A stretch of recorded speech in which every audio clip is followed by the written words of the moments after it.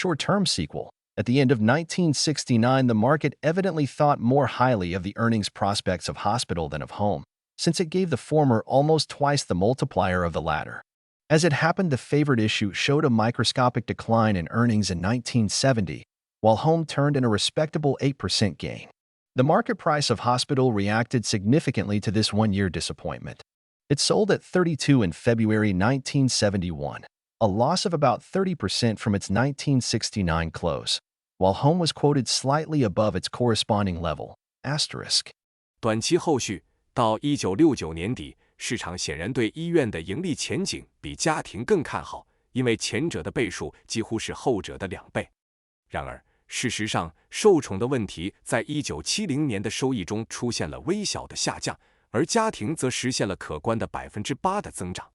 医院的市场价格对这一年的失望反应明显。到1971年2月，它的售价为32，比1969年的收盘价下跌了大约 30%， 而家庭的报价略高于其对应的水平。星号 Pair 4, H&R Block Incorporated, Income Tax Service, and Blue Bell Incorporated, manufacturers of work clothes, uniforms, etc. 对比组4 H&R Block, Inc. 收入税务服务和 Blue Bell, Inc. 工作服、制服等制造商。These companies rub shoulders as relative newcomers to the New York Stock Exchange, where they represent two very different genres of success stories. Blue Bell came up the hard way in a highly competitive industry, in which eventually it became the largest factor. Its earnings have fluctuated somewhat with industry conditions, but their growth since 1965 has been impressive. The company's operations go back to 1916 and its continuous dividend record to 1923.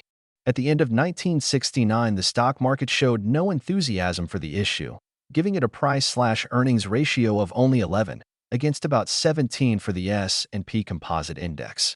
这两家公司作为纽约证券交易所的相对新手，他们代表了2种非常不同的成功故事。Blue Bell 在一个高度竞争的行业中艰难地崭露头角，最终成为了最大的因素。其收益随着行业条件的波动而波动，但自1965年以来的增长令人印象深刻。该公司的运营可以追溯到1916年，其连续的股息记录可以追溯到1923年。到1969年底，股市对这个问题并不热衷，给它的市盈率只有11，而标普综合指数的市盈率约为17。By contrast, the rise of H&R Block has been meteoric. Its first published figures date only to 1961, in which year it earned $83,000 on revenues of $610,000. But 8 years later, on our comparison date, its revenues had soared to $53.6 million and its net to $6.3 million. At that time, the stock market's attitude toward this fine performer appeared nothing less than ecstatic. The price of 55 at the close of 1969 was more than 100 times the last reported 12 months' earnings, which of course were the largest to date. The aggregate market value of $300 million for the stock issue was nearly 30 times the tangible assets behind the shares. This was almost unheard of in the annals of serious stock market valuations. At that time, IBM was selling at about 9 times and Xerox at 11 times book value. 相比之下， H&R Block 的崛起可谓是一飞冲天。它的第一份公开数据只能追溯到1961年，那一年它的收入为61万美元，盈利为8万3千美元。但是8年后，在我们的比较日期，它的收入飙升到5360万美元，净利润为630万美元。当时，股市对这个优秀的表演者的态度无疑是狂热的。1969年底的价格为55，是最近报告的12个月收益的100多倍，当然，这是迄今为止最大的。股票发行的总市值为3亿美元，几乎是股票背后的有形资产的30倍。星号这在严肃的股市估值记录中几乎是闻所未闻的。当时 IBM 的售价约为9倍，施乐的售价约为11倍的账面价值。Our Table 18.4 sets forth in dollar figures and in ratios the extraordinary discrepancy in the comparative valuations of Block and Blue Bell. True, Block showed twice the profitability of Blue Bell per dollar of capital, and its percentage growth in earnings over the past 5 years, from practically nothing, was much higher. But as a stock enterprise, Blue Bell was selling for less than 1/3 the total value of Block, although Blue Bell was doing 4 times as much business, earning 2.5 times as much for its stock, had 5.5 times as much intangible investment, and gave 9 times the dividend yield on the price. 我们的表格18-4以美元和比率的形式列出了 Block 和 Blue Bell 的比较估值中的非凡差异。诚然 ，Block 的资本利润率是 Blue Bell 的2倍，过去5年的收益增长率从几乎没有也要高得多。但作为一家股票企业 ，Blue Bell 的总价值不到 Block 的1/3，尽管 Blue Bell 的业务量是 Block 的4倍，为其股票赚取的是 Block 的2.5倍，有 5.5倍的有形投资，股息收益率是 Block 的9倍。Indicated conclusions. An experienced analyst would have conceded great momentum to Block, implying excellent prospects for future growth. He might have had some qualms about the dangers of serious competition in the income tax service field. Lured by the handsome return on capital realized by Block.1 but mindful of the continued success of such outstanding companies as Avon Products in highly competitive areas, he would have hesitated to predict a speedy flattening out of the Block growth curve. His chief concern would be simply whether the $300 million valuation for the company had not already fully valued and perhaps overvalued all that one could reasonably expect from this excellent business. By contrast, the analyst should have had little difficulty in recommending Blue Bell as a fine company, quite conservatively priced. 推断结论，一位经验丰富的分析师会承认 Block 有很大的动力，暗示着未来的增长前景。他可能会对收入税务服务领域的严重竞争产生一些疑虑，这是由 Block 实现的丰厚的资本回报所吸引的。一旦是考虑到 Avon Products 等杰出公司在高度竞争的领域的持续成功，他会犹豫是否预测 Block 的增长曲线会迅速平坦。他最主要的关注点只是公司的3亿美元估值是否已经充分估值，甚至可能超过了人们可以合理期待的这个优秀业务的所有价值。相比之下，分析师应该很容易推荐 Blue Bell 作为一家优秀的公司，价格相当保守。Table 18.4. Pair 4. 表格18-4，对比组4。Sequel to March 1971. The 1970 near panic lopped 1/4 off the price of Blue Bell and about 1/3 from that of Block. Both then joined in the extraordinary recovery of the general market. The price of Block rose to $75 in February 1971, but Blue Bell advanced considerably more, to the equivalent of $109, after a 3-for-2 split. Clearly, Blue Bell proved a better buy than Block as of the end of 1969. But the fact that Block was able to advance some 35% from that apparently inflated value indicates how wary analysts and investors must be to sell good company short, either by word or deed, no matter how high the quotation may seem. Asterisk. 1971年3月的后续。1970年的近乎恐慌将 Blue Bell 的价格削减了1/4， Block 的价格削减了大约1/3。然后两者都参与了普遍市场的非凡复苏。Block 的价格在1971年2月上涨到75，但 Blue Bell 的增长明显更多，达到了109的等价值，经过3:2的拆分。显然 ，Blue Bell 比 Block 更好的购买，截至1969年底。但是 Block 能够从那个看似膨胀的价值上涨约35%，这表明分析师和投资者必须谨慎对待好公司的短售，无论是口头还是行动，无论报价看起来多么高。星号 Pair 5. International flavors and fragrances, flavors, etc., for other businesses, and International Harvester Company, truck manufacturer, farm machinery, construction machinery.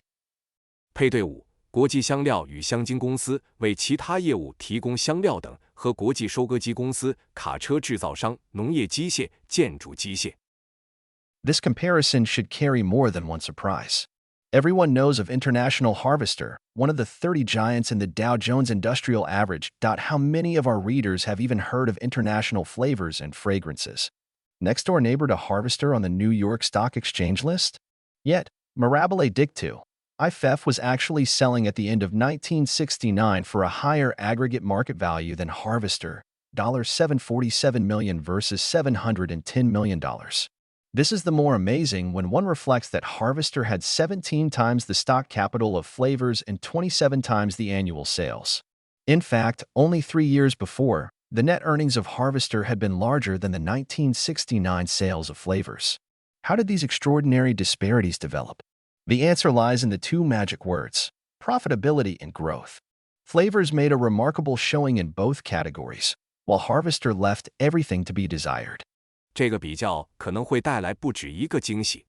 每个人都知道国际收割机公司，它是道琼斯工业平均指数中的30个巨头之一。但是，我们的读者中有多少人听说过国际香料与香精公司？这是纽约证券交易所名单上与收割机公司相邻的公司。然而，令人惊奇的是，1969年底 ，IFF 的总市值竟然比收割机公司高700万美元，对比710万美元。这更令人惊讶的是，收割机公司的股本是香料公司的17倍，年销售额是香料公司的27倍。事实上，仅3年前，收割机公司的净收入就已经超过了香料公司1969年的销售额。这些非凡的差异是如何产生的呢？答案就在于两个神奇的词：盈利能力和增长。香料公司在这两个方面都表现出色，而收割机公司则令人失望。Table 18.5. Pair 5. 表18-5. 配对5。The story is told in Table 18.5. Here we find Flavors with a sensational profit of 14.3% of sales. Before income tax, the figure was 23%, compared with a mere 2.6% for Harvester. Similarly, Flavors had earned 19.7% on its stock capital against an inadequate 5.5% earned by Harvester. In 5 years, the net earnings of Flavors had nearly doubled, while those of Harvester practically stood still. Between 1969 and 1959, the comparison makes similar reading. These differences in performance produced a typical stock market divergence in valuation. Flavors sold in 1969 at 55 times its last reported earnings, and Harvester at only 10.7 times. Correspondingly, Flavors was valued at 10.4 times its book value, while Harvester was selling at a 41% discount from its net worth. 这个故事在表18-5中得到了阐述。我们发现香料公司的销售利润率高达 14.3%， 税前为 23%， 而收割机公司仅为 2.6%。同样，香料公司的股本收益率为 19.7%， 而收割机公司的收益率仅为 5.5%。在5年内，香料公司的净收益几乎翻了一番，而收割机公司的净收益几乎没有变化。从1969年到1959年，比较结果也类似。这些业绩差异导致了股市对两家公司估值的典型分歧。1969年，香料公司的股价是其最近报告的收益的55倍，而收割机公司只有 10.7 倍。相应的，香料公司的估值是其账面价值的 10.4 倍，而收割机公司的股价则低于其净资产价值 41%。Comment and conclusions. The first thing to remark is that the market success of Flavors was based entirely on the development of its central business and involved none of the corporate wheeling and dealing, acquisition programs, top-heavy capitalization structures, and other familiar Wall Street practices of recent years. The company has stuck to its extremely profitable knitting, and that is virtually its whole story. The record of Harvester raises an entirely different set of questions, but these two have nothing to do with high finance. Why have so many great companies become relatively unprofitable even during many years of general prosperity? What is the advantage of doing more than $2.5 billion of business if the enterprise cannot earn enough to justify the shareholders' investment? It is not for us to prescribe the solution of this problem, but we insist that not only management but the rank and file of shareholders should be conscious that the problem exists and that it calls for the best brains and the best efforts possible to deal with it. Asterisk from the standpoint of common stock selection. Neither issue would have met our standards of sound, reasonably attractive, and moderately priced investment. Flavors was a typical brilliantly successful but lavishly valued company. Harvester's showing was too mediocre to make it really attractive even at its discount price. Undoubtedly, there were better values available in the reasonably priced class. 评论和结论。首先要指出的是，香料公司的市场成功完全基于其核心业务的发展。没有涉及到任何公司的轮盘交易、收购计划、过重的资本结构以及近年来华尔街的其他常见做法。这家公司一直坚持其极其盈利的主营业务，这几乎就是其全部的故事。收割机公司的记录引发了一整套完全不同的问题，但这些问题也与高级金融无关。为什么在许多年的普遍繁荣期间，许多大公司的盈利能力相对较低？如果企业不能赚取足够的利润来证明股东的投资，那么做超过25亿美元的生意有什么好处呢？我们并不是要提出解决这个问题的方案，但我们坚持认为，不仅管理层，而且股东的普通成员都应该意识到这个问题的存在，需要最好的头脑和最大的努力来处理它。星号从普通股选择的角度来看，这两个问题都不符合我们对健全、合理吸引人、适度定价的投资的标准。香料公司是一个典型的成功卓越但估值过高的公司，收割机公司的表现太平庸，即使在其折扣价格上也无法真正吸引人。无疑，在适度定价的类别中有更好的价值可供选择。Sequel to 1971. The low price of Harvester at the end of 1969 protected it from a large further decline in the bad break of 1970. It lost only 10% more. Flavors proved more vulnerable and declined to 45, a loss of 30%. In the subsequent recovery, both advanced, well above their 1969 close, but Harvester soon fell back to the 25 level. 1971年的续篇，1969年底，收割机公司的低价保护了它免受1970年大幅下跌的影响，它只下跌了10%。香料公司更易受影响，下跌到45%，损失了30%。在随后的复苏中，两者都上涨，远高于1969年的收盘价，但收割机公司很快又回落到25的水平。Pair 6. McGraw-Edison, Public Utility and Equipment. Housewares, McGraw-Hill, Incorporated, Books, Films, Instruction Systems, Magazine and Newspaper Publishers, Information Services. 配对6，麦格劳，爱迪生公司，公用事业和设备，家居用品，麦格劳，希尔公司，书籍、电影、教学系统、杂志和报纸出版商，信息服务。This pair with so similar names, which at times we shall call Edison and Hill, are two large and successful enterprises in vastly different fields. We have chosen December 31st, 1968, as the date of our comparison, developed in Table 18.6. The issues were selling at about the same price, but because of Hill's larger capitalization, it was valued at about twice the total figure of the other. This difference should appear somewhat surprising, since Edison had about 50% higher sales and 1/4 larger net earnings. As a result, we find that the key ratio, the multiplier of earnings, was more than twice as great for Hill as for Edison. This phenomenon seems explicable chiefly by the persistence of a strong enthusiasm and partiality exhibited by the market toward shares of book publishing companies, several of which had been introduced to public trading in the later 1960s. Asterisk. 这对名字如此相似的公司，我们有时会称之为爱迪生和希尔，是两个在截然不同领域的大型成功企业。我们选择了1968年12月31日作为我们比较的日期，详见表18-6。这两只股票的售价大致相同，但由于希尔的资本化规模更大，因此其估值大约是另一家公司的2倍。这个差异应该显得有些令人惊讶，因为爱迪生的销售额高出约50%，净收益也高出1/4。因此，我们发现关键比率收益的倍数对于希尔来说是爱迪生的2倍多。这种现象主要可以解释为市场对书籍出版公司股票的强烈热情和偏爱，其中一些公司在1960年代后期被引入公开交易。星号。Actually, by the end of 1968, it was evident that this enthusiasm had been overdone. The Hill shares had sold at 56 in 1967, more than 40 times the just reported record earnings for 1966. But a small decline had appeared in 1967 and a further decline in 1968. Thus, the current high multiplier of 35 was being applied to a company that had already shown 2 years of receding profits.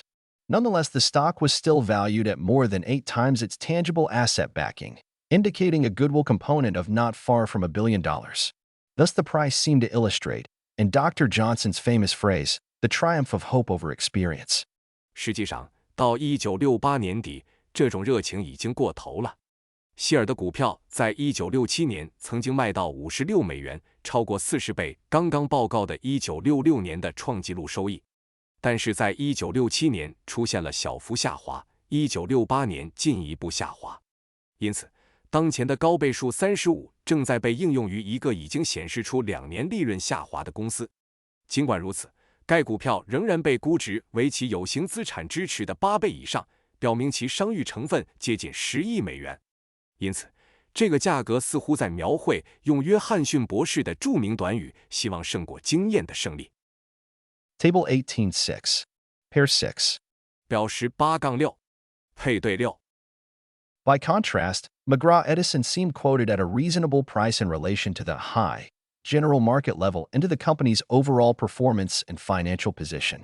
相比之下，麦格劳·爱迪森的报价似乎与高的总体市场水平以及公司的整体表现和财务状况相符，价格合理。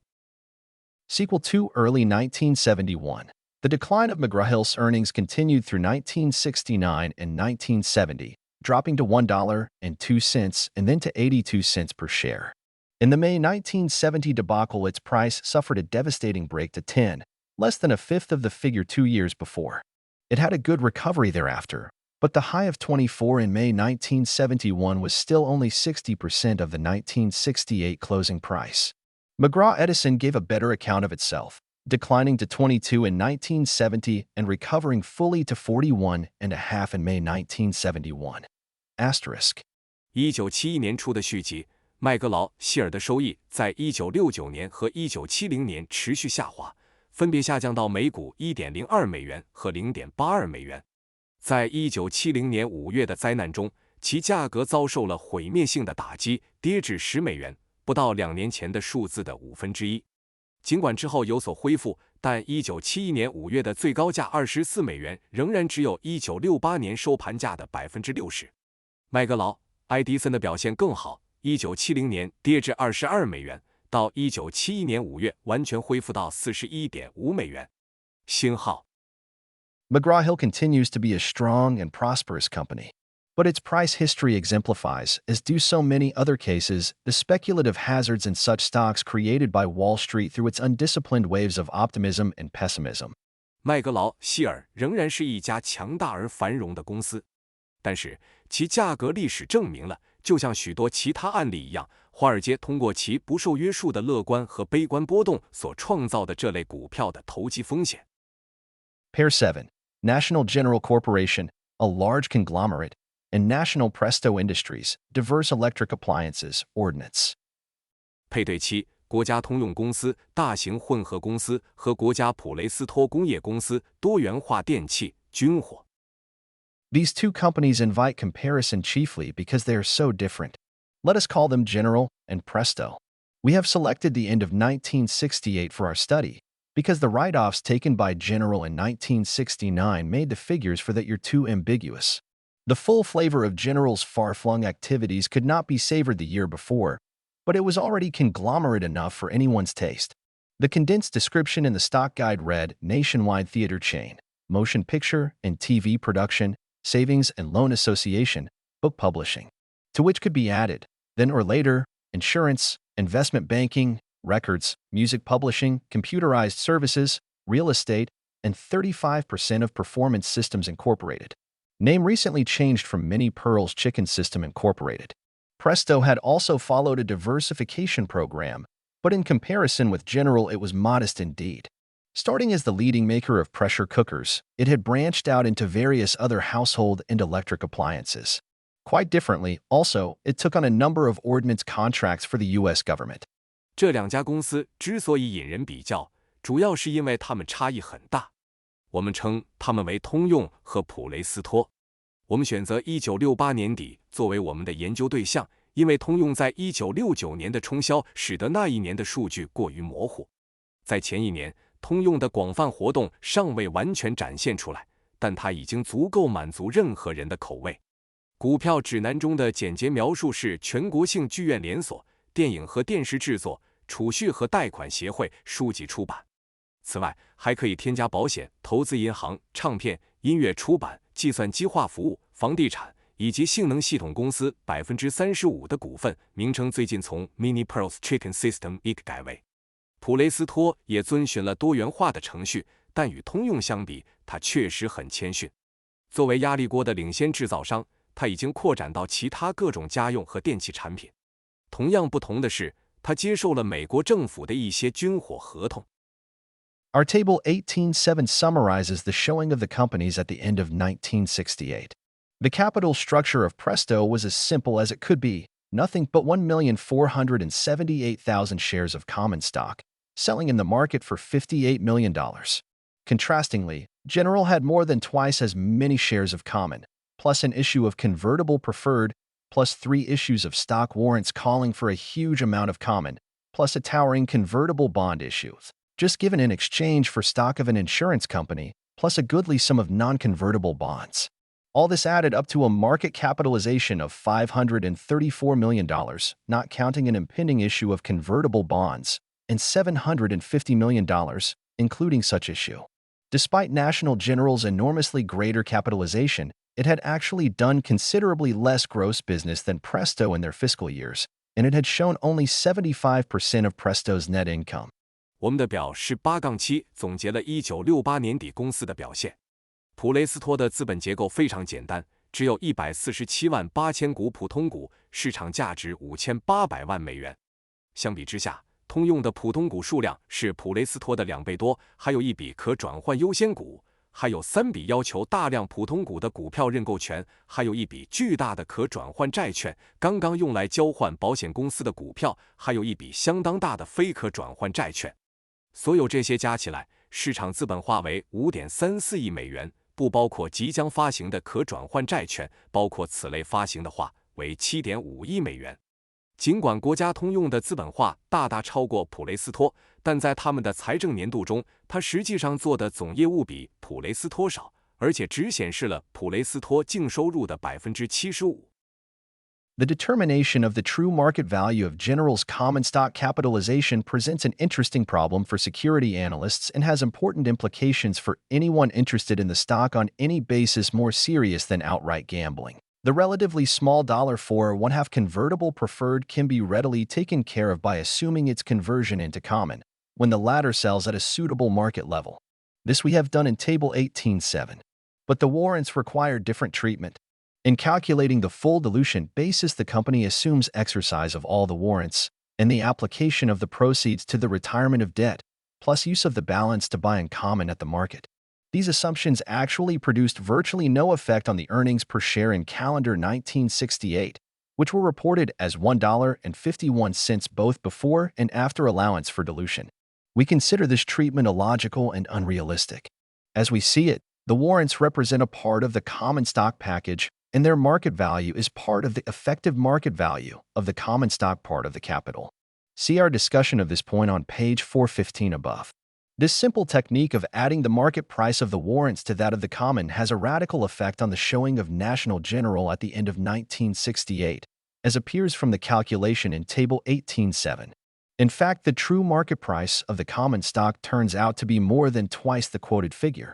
Hence, the true multiplier of the 1968 earnings is more than doubled, to the inherently absurd figure of 69 times.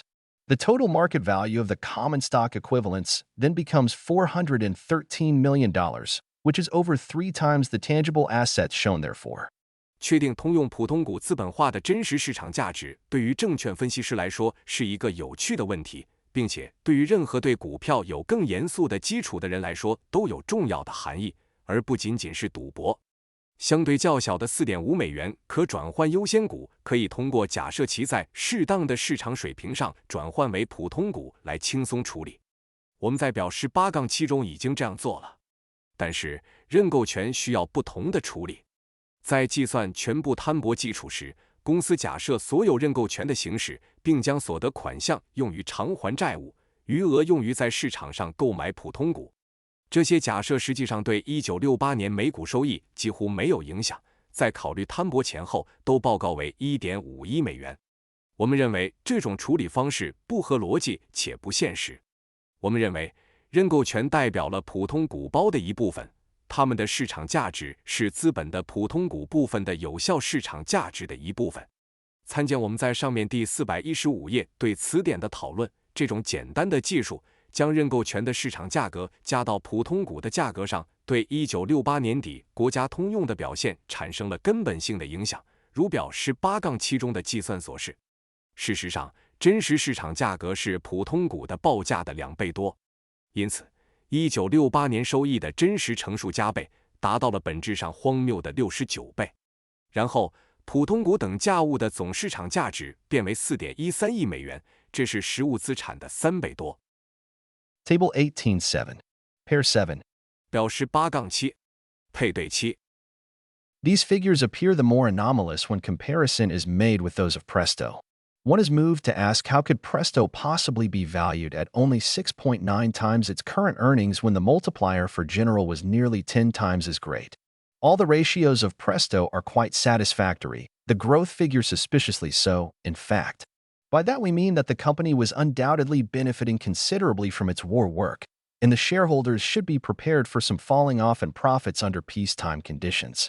But, on balance, Presto met all the requirements of a sound and reasonably priced investment, while General had all the earmarks of a typical conglomerate of the late 1960s vintage, full of corporate gadgets and grandiose gestures, but lacking in substantial values behind the market quotations. 当与普雷斯托的数据进行比较时，这些数字显得更加反常。人们不禁要问，当通用的乘数几乎是普雷斯托的10倍时，普雷斯托怎么可能只被估值为其当前收益的 6.9 倍？普雷斯托的所有比率都相当满意，事实上，增长数字令人怀疑。我们的意思是，公司无疑从其战争工作中获益颇多，股东们应该为和平时期利润的一些下滑做好准备。但是，总的来说，普雷斯托满足了所有健全且价格合理的投资的要求，而通用则具有1960年代末典型的混合公司的所有特征，充满了公司的小玩意和宏大的姿态，但市场报价背后缺乏实质性的价值。Sequel. General continued its diversification policy in 1969, with some increase in its debt. But it took a whopping write-off of millions, chiefly in the value of its investment in the Mini Pearl chicken deal. The final figures showed a loss of $72 million before tax credit and $46.4 million after tax credit. The price of the shares fell to 16.5 in 1969 and as low as 9 in 1970, only 15% of its 1968 high of 60. Earnings for 1970 were reported as $2.33 per share diluted, and the price recovered to 28.5 in 1971. National Presto increased its per-share earnings somewhat in both 1969 and 1970, marking 10 years of uninterrupted growth of profits. Nonetheless, its price declined to 21.5 in the 1970 debacle. This was an interesting figure, since it was less than 4 times the last reported earnings and less than the net current assets available for the stock at the time. Late in 1971, we find the price of National Presto 60% higher, at 34, but the ratios are still startling. The enlarged working capital is still about equal to the current price, which in turn is only 5.5 times the last reported earnings. If the investor could now find 10 such issues for diversification, he could be confident of satisfactory results. Asterisk. 续集，通用在1969年继续其多元化政策，并略微增加了其债务。但是，他对 Mini Pearl Chicken 交易的投资价值进行了大量冲销，主要是数百万美元。最终的数字显示，税前亏损7200万美元，税后亏损4640万美元。股票价格在1969年跌至 16.5 美元，1970年跌至9美元，只有1968年60美元高点的 15%。1970年的收益报告为每股 2.33 美元，价格在1971年恢复到 28.5 美元。国家普雷斯托在1969年和1970年都略微增加了每股收益，标志着连续10年的利润增长。尽管如此，其价格在1970年的灾难中跌至 21.5 美元。这是一个有趣的数字，因为它不到最后报告收益的4倍，也不到当时为股票提供的净流动资产。在1971年底，我们发现国家普雷斯托的价格高出 60%， 为34美元，但比率仍然令人震惊。扩大的营运资本仍然等于当前价格，而后者只是最后报告收益的 5.5 倍。如果投资者现在能找到10个这样的问题进行多元化，他就可以对满意的结果有信心。星号 Pair 8. Whiting Corporation, Materials Handling Equipment, and Wilcox and Gibbs, Small Conglomerate. 对组8，怀廷公司、物料搬运设备和威尔科克斯与吉布斯小型综合企业。This pair are close, but not touching neighbors on the American Stock Exchange list. The comparison, set forth in Table 18.8a, makes one wonder if Wall Street is a rational institution. The company with smaller sales and earnings, and with half the tangible assets for the common, sold at about 4 times the aggregate value of the other. The higher-valued company was about to report a large loss after special charges. It had not paid a dividend in 13 years. The other had a long record of satisfactory earnings, had paid continuous dividends since 1936, and was currently returning one of the highest dividend yields in the entire common stock list. To indicate more vividly the disparity in the performance of the two companies we append, in Table 18.8b, the earnings and price record for 1961 to 1970. 这对公司在美国股票交易所的名单上紧邻，但并未接触。表18.8a 中的比较让人怀疑华尔街是否是一个理性的机构。销售额和收益较小，而且普通股的有形资产只有一半的公司，其市值却大约是另一家公司的4倍。估值较高的公司即将报告一笔特殊费用后的大额亏损，它已经13年没有支付过股息。而另一家公司有着长期稳定的收益记录，自1936年以来一直在支付连续股息，目前的股息收益率是整个普通股名单中最高的之一。为了更生动地展示这两家公司业绩的差异，我们在表18.8b 中附上了1961至1970年的收益和价格记录。Table 18.8a, Pair 8. 表18.8a 对组8。Table 18.8b, 10-year price and earnings record of Whiting and Wilcox and Gibbs. 表18.8b 怀廷和威尔科克斯与吉布斯的10年价格和收益记录。The history of the two companies throws an interesting light on the development of medium-sized businesses in this country, in contrast with much larger-sized companies that have mainly appeared in these pages. Whiting was incorporated in 1896, and thus goes back at least 75 years. It seems to have kept pretty faithfully to its materials handling business and has done quite well with it over the decades. Wilcox and Gibbs goes back even farther, to 1866, and was long known in its industry as a prominent maker of industrial sewing machines. During the past decade, it adopted a policy of diversification in what seems a rather outlandish form. For on the one hand, it has an extraordinarily large number of subsidiary companies, at least 24, making an astonishing variety of products. But on the other hand, the entire conglomeration adds up to mighty small potatoes by usual Wall Street standards. 这两家公司的历史对于我们这个国家中等规模企业的发展提供了有趣的视角，与这些页面上主要出现的大型公司形成了鲜明的对比。怀廷公司成立于1896年，至少有75年的历史。它似乎一直忠实于其物料搬运业务，并在过去的几十年里做得相当好。威尔科克斯与吉布斯的历史甚至更久，可以追溯到1866年，在其行业中长期以来被认为是工业缝纫机的知名制造商。在过去的10年里，他采取了一种看似相当奇特的多元化政策。一方面，他拥有大量的子公司，至少24家，生产各种各样的产品；但另一方面，整个集团的规模按照华尔街的标准来看，实在是小巫见大巫。The earnings developments in Whiting are rather characteristic of our business concerns. The figures show steady and rather spectacular growth from 41 cents a share in 1960 to $3.63 in 1968. But they carried no assurance that such growth must continue indefinitely. The subsequent decline to only $1.77 for the 12 months into January 1971 may have reflected nothing more than the slowing down of the general economy. But the stock price reacted in severe fashion, falling about 60% from its 1968 high, 43.5, to the close of 1969. Our analysis would indicate that the shares represented a sound and attractive secondary issue investment, suitable for the enterprising investor as part of a group of such commitments. 怀廷公司的收益发展相当具有我们商业关注的特点。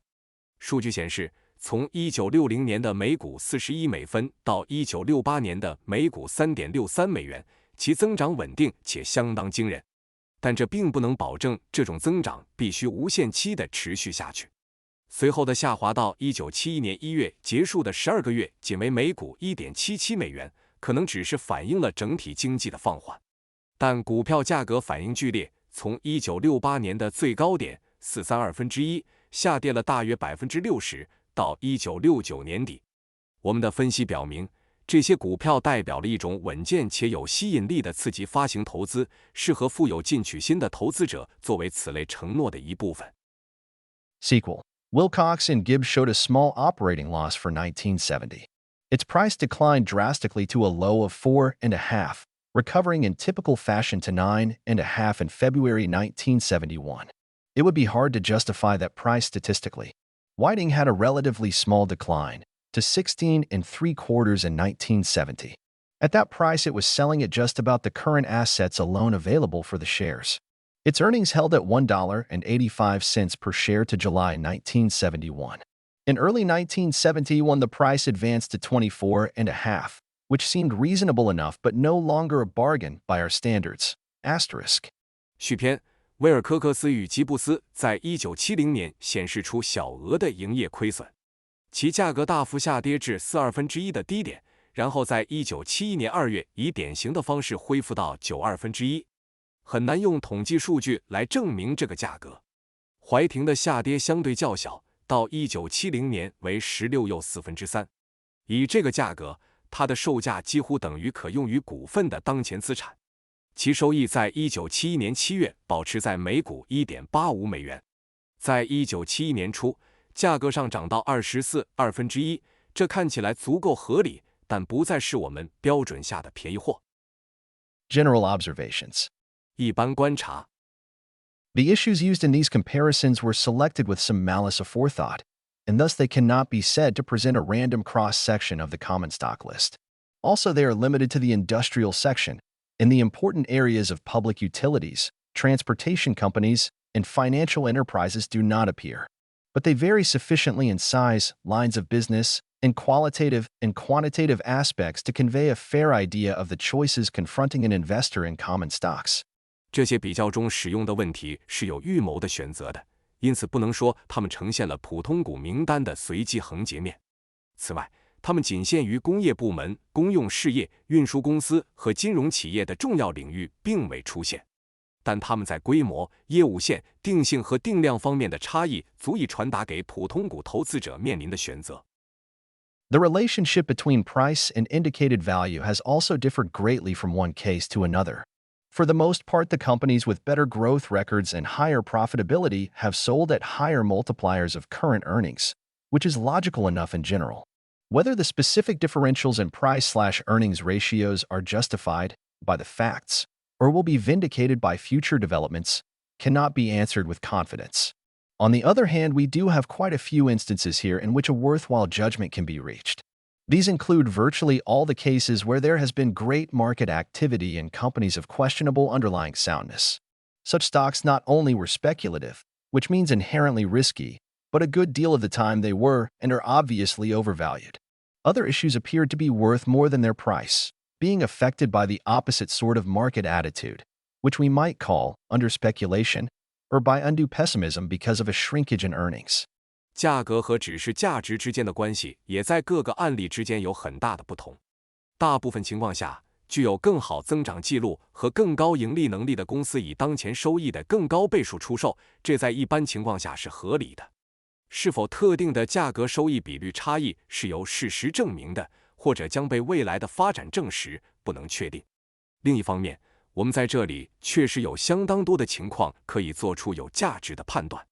这些包括几乎所有在基础不稳定的公司中有大量市场活动的情况。这样的股票不仅是投机性的，这意味着本质上有风险，而且大部分时间它们显然被高估了。其他问题似乎比它们的价格值得更多，受到了相反类型的市场态度的影响。我们可能称之为低估投机，或者由于收益的缩水而过于悲观。Table 18.9. Some price fluctuations of 16 common stocks adjusted for stock splits through 1970. 表格18-9，16种常见股票的部分价格波动，经过1970年的股票拆分调整。In Table 18.9, we provide some data on the price fluctuations of the issues covered in this chapter. Most of them had large declines between 1961 and 1962, as well as from 1969 to 1970.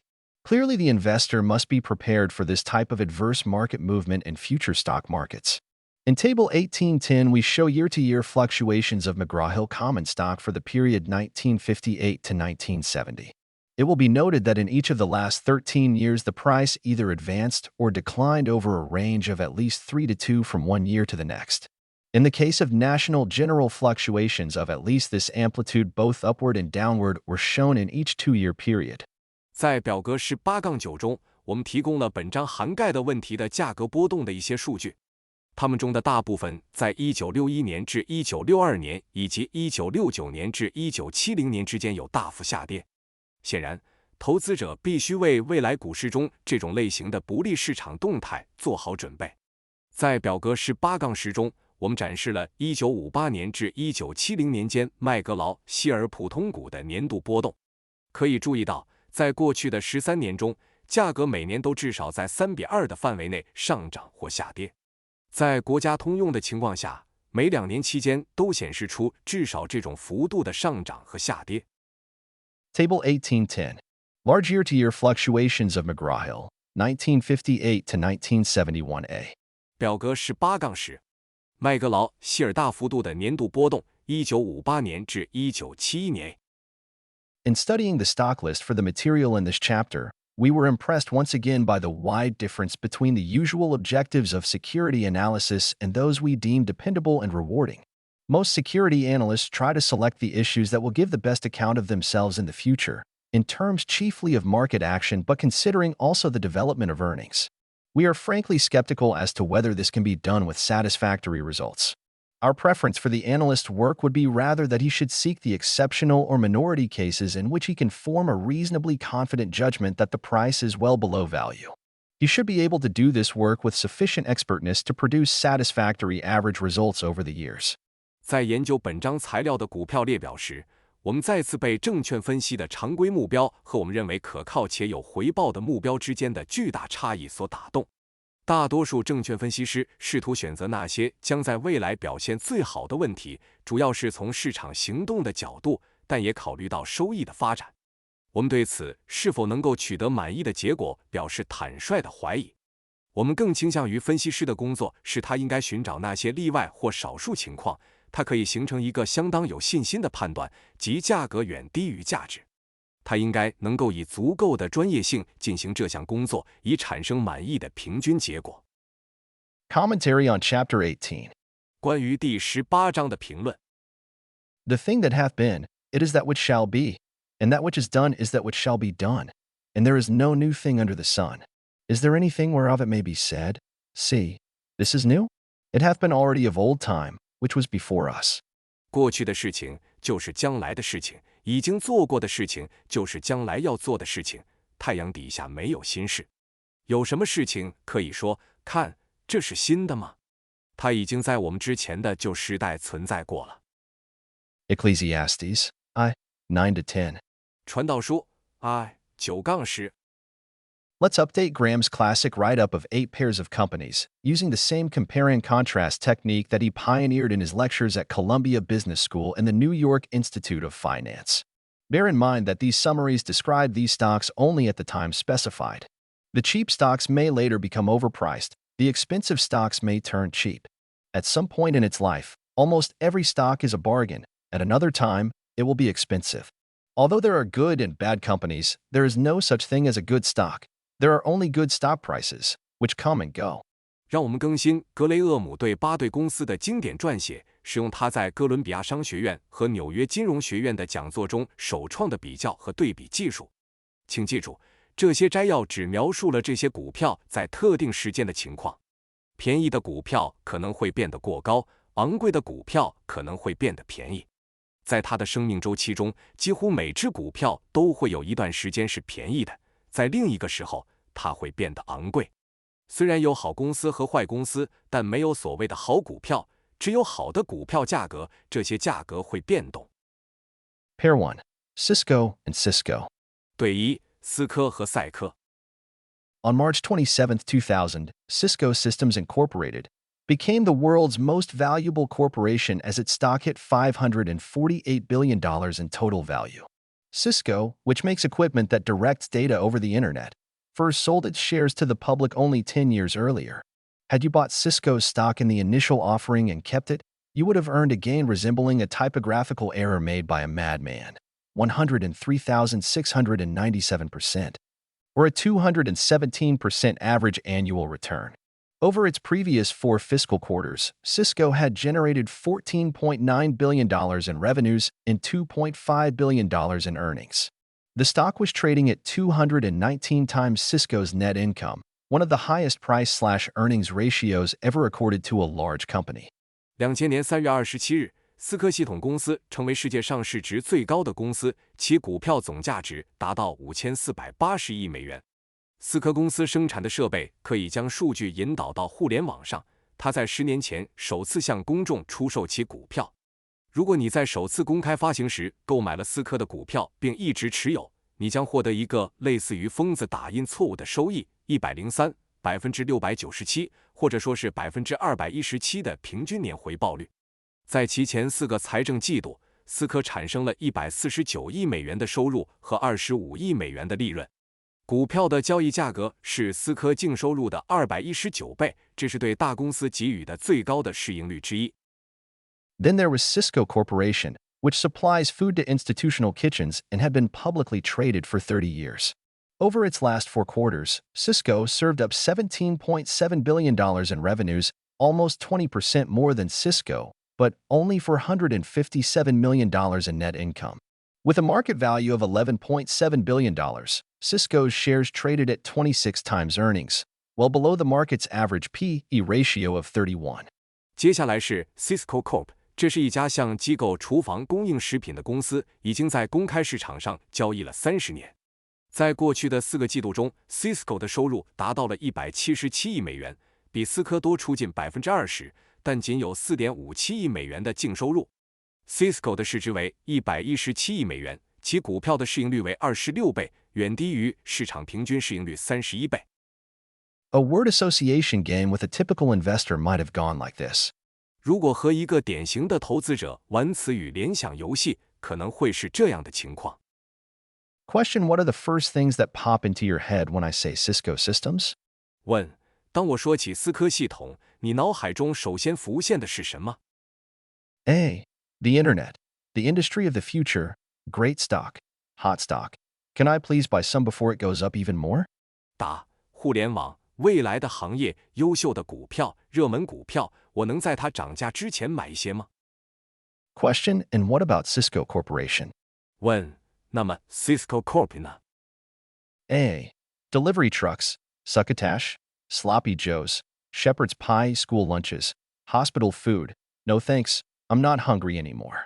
答：送货卡车，混合蔬菜，杂乱的桥，牧羊人的馅饼，学校午餐，医院食物。不，谢谢，我已经不饿了。It's well established that people often assign a mental value to stocks based largely on the emotional imagery that companies evoke. Point 1. But the intelligent investor always digs deeper. Here's what a skeptical look at Cisco and Cisco's financial statements would have turned up. 众所周知，人们往往会根据公司引发的情感影像为股票赋予一种心理价值。但是，聪明的投资者总是会深入挖掘。以下是对思科和 Cisco 的财务报表进行怀疑性审查后的发现。Much of Cisco's growth in revenues and earnings came from acquisitions. Since September alone, Cisco had ponied up $10.2 billion to buy 11 other firms. How could so many companies be mashed together so quickly? 2. Also, roughly a third of Cisco's earnings over the previous 6 months came not from its businesses, but from tax breaks on stock options exercised by its executives and employees. And Cisco had gained $5.8 billion selling investments, then bought $6 billion more. Was it an internet company or a mutual fund? What if those investments stopped going up? 思科的收入和利润增长大部分来自收购。仅从9月份开始，思科就已经花费了102亿美元收购了11家其他公司。如何能在如此短的时间内将这么多公司整合在一起呢？此外，思科过去6个月的收益中，大约有1/3不是来自其业务，而是来自其高管和员工行使股票期权的税收优惠。思科还通过出售投资获得了58亿美元的收益，然后又购买了60亿美元的投资。它是一家互联网公司，还是一家共同基金？如果这些投资停止增值，会怎样？ Cisco had also acquired several companies over the same period, but paid only about $130 million. Stock options for Cisco's insiders totaled only 1.5% of shares outstanding, versus 6.9% at Cisco. If insiders cashed their options, Cisco's earnings per share would be diluted much less than Cisco's. And Cisco had raised its quarterly dividend from 9 cents a share to 10. Cisco paid no dividend. 在同一时期 ，Cisco 也收购了几家公司，但只支付了大约1.3亿美元。Cisco 内部人士的股票期权总数只占总股份的1.5%，而思科为6.9%。如果内部人士兑现他们的期权 ，Cisco 的每股收益将比思科的稀释的少得多。而且 ，Cisco 已经将其每季度的股息从每股9美分提高到10美分，思科没有支付股息。Finally, as Wharton finance professor Jeremy Siegel pointed out, no company as big as Cisco had ever been able to grow fast enough to justify a price/earnings ratio above 60, let alone a P/E ratio over 200.3. Once a company becomes a giant, its growth must slow down, or it will end up eating the entire world. The great American satirist Ambrose Bierce coined the word incompossible to describe two things that are conceivable separately but cannot exist together. A company can be a giant, or it can deserve a giant P/E ratio, but both together are incompossible. 最后，正如沃顿商学院的金融学教授杰里米·希格尔所指出的，没有任何一家像思科这样大的公司能够足够快地增长，以证明其市盈率超过60，更不用说市盈率超过200了。一旦一家公司变成了巨头，其增长必须放慢，否则它将最终吞噬整个世界。伟大的美国讽刺家安布罗斯·比尔斯创造了“不可能共存”这个词，用来描述两件可以单独想象但不能共存的事物。一家公司可以是巨头，或者可以拥有巨大的市盈率，但两者同时存在是不可能的。The wheels soon came off the Cisco juggernaut. First, in 2001, came a $1.2 billion charge to restructure some of those acquisitions. Over the next 2 years, $1.3 billion in losses on those investments leaked out. From 2000 through 2002, Cisco's stock lost 3/4 of its value. Cisco, meanwhile, kept dishing out profits, and the stock gained 56% over the same period. See Figure 18.1. Cisco 的巨轮很快就脱轨了。首先，在2001年，他们花了12亿美元进行重组一些收购的公司。接下来的2年里，这些投资损失了13亿美元。从2000年到2002年 ，Cisco 的股票价值损失了3/4。与此同时 ，Cisco 一直在盈利，其股票在同一时期增长了56%。参见图18-1。Pair 2, Yahoo and Yum. 配对2，雅虎和百胜。On November 30th, 1999, Yahoo Incorporated S stock closed at $212.75, up 79.6% since the year began. By December 7th, the stock was at $348, a 63.6% gain in 5 trading days. Yahoo kept whooping along through year-end, closing at $432.687 on December 31st. In a single month, the stock had more than doubled, gaining roughly $58 billion to reach a total market value of $114 billion. 1999年11月30日，雅虎公司的股票收盘价为212.75美元，自年初以来上涨了79.6%。到12月7日，股票价格达到了348美元，在5个交易日内增长了63.6%。雅虎一直在年末前的表现强劲，12月31日收盘价为432.687美元，在1个月内，股票价格翻了一番，市值大约增加了580亿美元，达到了1140亿美元。4. Figure 18.1 Cisco versus Cisco. 图18-1 Cisco vs. Cisco. Note: total returns for calendar year, net earnings for fiscal year. 注：日历年的总回报，财政年度的净收益。Source: www.morningstar.com. 来源3w.morningstar.com。In the previous 4 quarters, Yahoo had racked up $433 million in revenues and $34.9 million in net income. So Yahoo's stock was now priced at 263 times revenues and 3,264 times earnings. Remember that a P/E ratio much above 25 made Graham grimace. 5. 在前4个季度，雅虎的收入达到了4.33亿美元，净收入为3490万美元。所以，雅虎的股票现在的价格是收入的263倍，是收益的3264倍。记住 ，P/E 比率超过25会让格雷厄姆皱眉。5. Why was Yahoo screaming upward? After the market closed on November 30th, Standard & Poor's announced that it would add Yahoo to its S&P 500 index as of December 7th. That would make Yahoo a compulsory holding for index funds and other big investors, and that sudden rise in demand was sure to drive the stock even higher, at least temporarily. With some 90% of Yahoo's stock locked up in the hands of employees, venture capital firms, and other restricted holders, just a fraction of its shares could trade. So thousands of people bought the stock only because they knew other people would have to buy it, and price was no object. 为什么雅虎的股价会飙升呢？在11月30日市场收盘后，标准普尔宣布将在12月7日将雅虎加入其 S&P 500指数，这将使雅虎成为指数基金和其他大投资者必须持有的股票。这种突然的需求增加肯定会至少暂时的推高股票价格。由于雅虎约90%的股票被员工、风险投资公司和其他受限制的持有者锁定，只有一小部分股票可以交易。所以有成千上万的人买股票，只是因为他们知道其他人必须买，价格不是问题。Meanwhile, Yum went begging. A former division of PepsiCo that runs thousands of Kentucky Fried Chicken, Pizza Hut, and Taco Bell eateries, Yum, had produced $8 billion in revenues over the previous 4 quarters, on which it earned $633 million, making it more than 17 times Yahoo's size. Yet Yum's stock market value at year-end 1999 was only $5.9 billion, or 1/19 of Yahoo's capitalization. At that price, Yum's stock was selling at just over 9 times its earnings and only 73% of its revenues. 6. 与此同时，百胜公司却无人问津。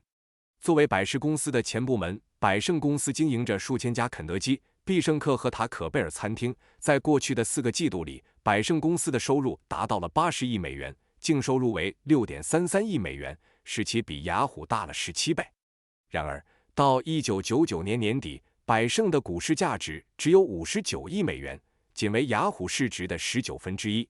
以这个价格计算，百胜的股票售价只是其收益的9倍多一点，只有其收入的73%。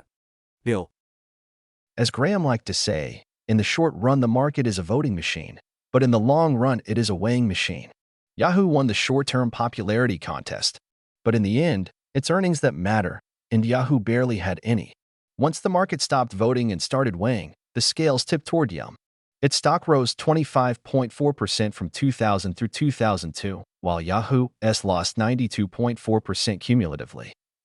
正如格雷厄姆喜欢说的，短期内市场是一个投票机，但长期来看，它是一个称重机。雅虎赢得了短期的人气比赛，但最终收益才是最重要的，而雅虎几乎没有任何收益。一旦市场停止投票，开始称重，天平就倾向于百胜。从2000年到2002年，百胜的股票上涨了 25.4%， 而雅虎的股票累计下跌了 92.4%。Figure 18.2 Yahoo versus Yum. 图示 8-2 Yahoo 对比 Yum。 Notes: Total returns for calendar year. Net earnings for fiscal year. Yahoo's net earnings for 2002 include effective change and accounting principle. 注释：全年总收益、财政年度净收益。Yahoo 2002年的净收益包括了会计原则变更的影响。Sources: www.morningstar.com. 来源3w.morningstar.com。 Pair 3, Commerce One and Capital One. 对比组3 Commerce One 和 Capital One。In May 2000, Commerce One Incorporated had been publicly traded only since the previous July.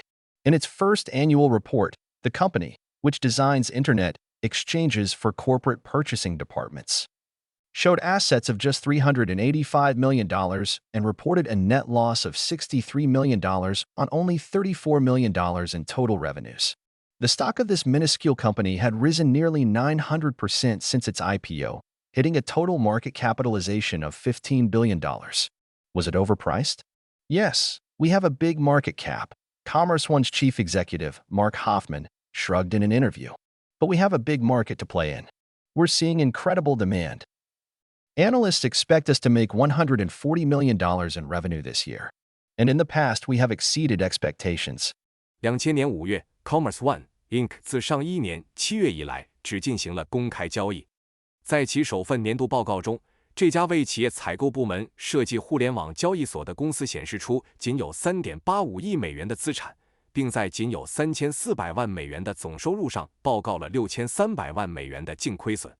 这家微小公司的股票自其首次公开募股以来已经上涨了近900%，达到了150亿美元的总市值。它定价过高了吗？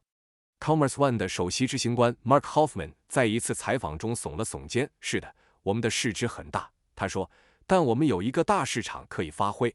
我们看到了令人难以置信的需求。分析师们预计我们今年的收入将达到1.4亿美元，而在过去，我们已经超过了预期。” Two things jump out from Hoffman's answer.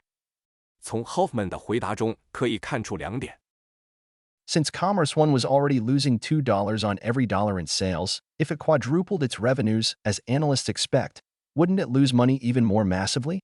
既然 Commerce One 每销售1美元就已经亏损2美元，如果它的收入增加了4倍，如分析师所预期，那它不是会亏得更多吗？ How could Commerce One have exceeded expectations in the past? What past? Commerce One 是如何在过去超过预期的？什么过去？ Asked whether his company would ever turn a profit, Hoffman was ready. There is no question we can turn this into a profitable business. We plan on becoming profitable in the fourth quarter of 2001. A year analysts see us making over $250 million in revenues. 当被问及他的公司是否会盈利时 ，Hoffman 已经准备好了答案。毫无疑问，我们可以把这个变成一个有利可图的业务。我们计划在2001年第4季度实现盈利。那一年，分析师预计我们的收入将超过2.5亿美元。There come those analysts again.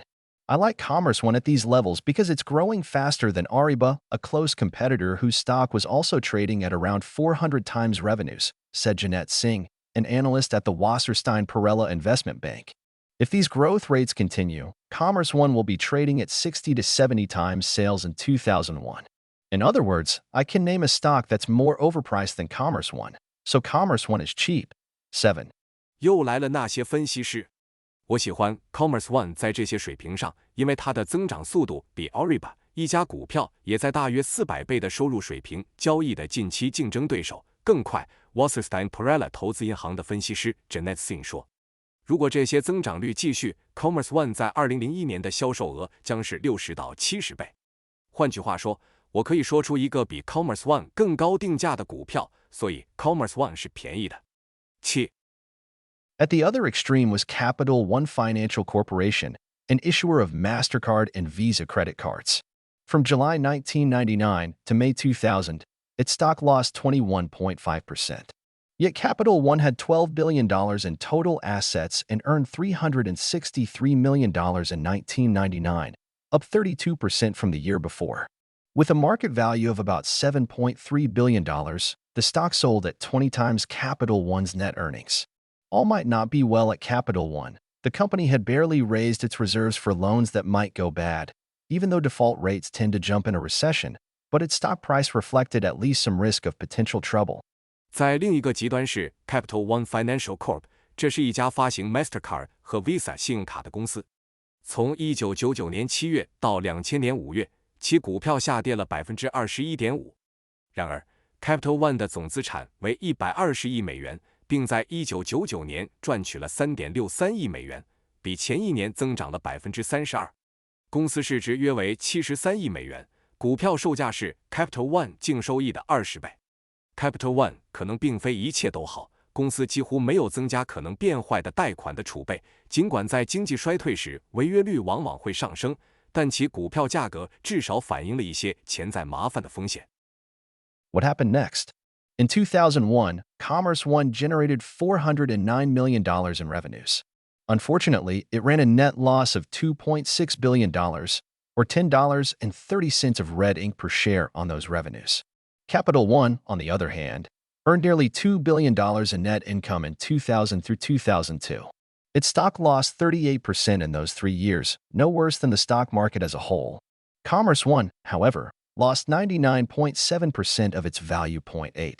接下来发生了什么？2001年 ，Commerce One 的收入为4.09亿美元。不幸的是，它在这些收入上产生了26亿美元的净亏损，每股亏损10.30美元。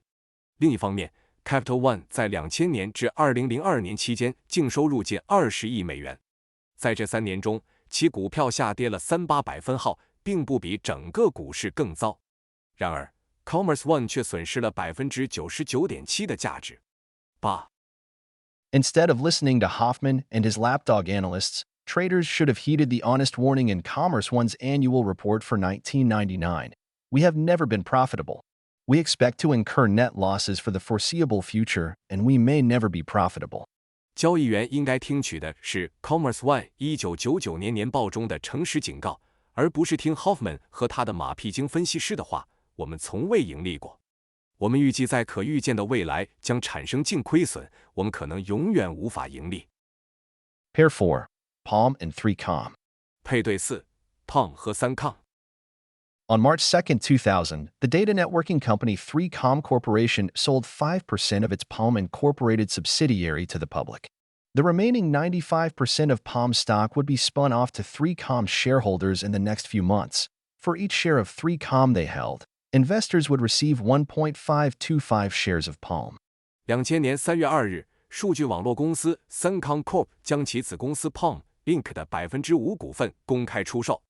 Palm 的剩余95%的股票将在接下来的几个月内分配给 3Com 的股东，每持有1股 3Com， 投资者将获得 1.525 股 Palm。 So there were 2 ways you could get 100 shares of Palm, by trying to elbow your way into the IPO, or by buying 66 shares of 3Com and waiting until the parent company distributed the rest of the Palm stock. Getting 1.5 shares of Palm for each 3Com share, you'd end up with 100 shares of the new company, and you'd still have 66 shares of 3Com. 所以有2种方式可以获得100股 Palm， 一种是试图挤进 IPO， 另一种是购买66股 3Com， 并等待母公司分配剩余的 Palm 股票。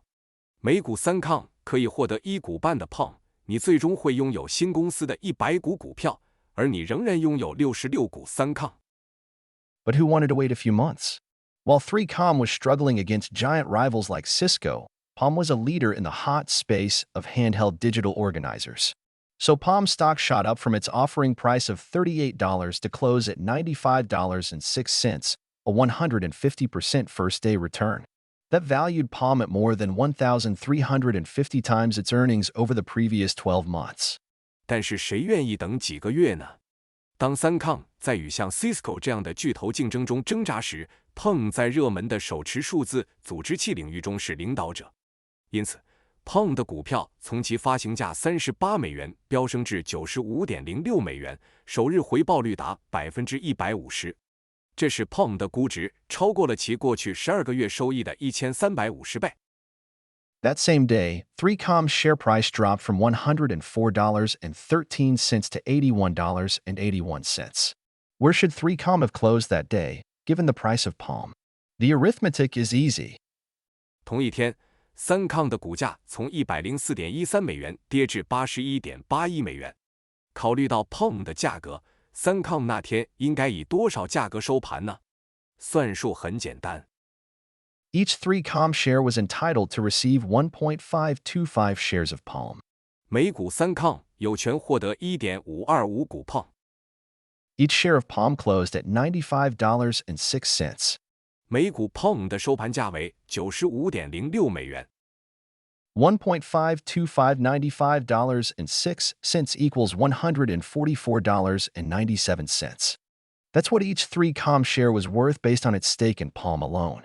Thus, at $81.81, traders were saying that all of 3Com's other businesses combined were worth a negative $63.16 per share, or a total of minus $22 billion. Rarely in history has any stock been priced more stupidly. 9.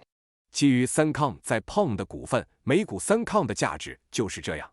因此，以81.81美元的价格，交易者们认为3Com 的所有其他业务加起来的价值是每股负63.16美元，或者总计负220亿美元。历史上很少有股票的定价如此愚蠢。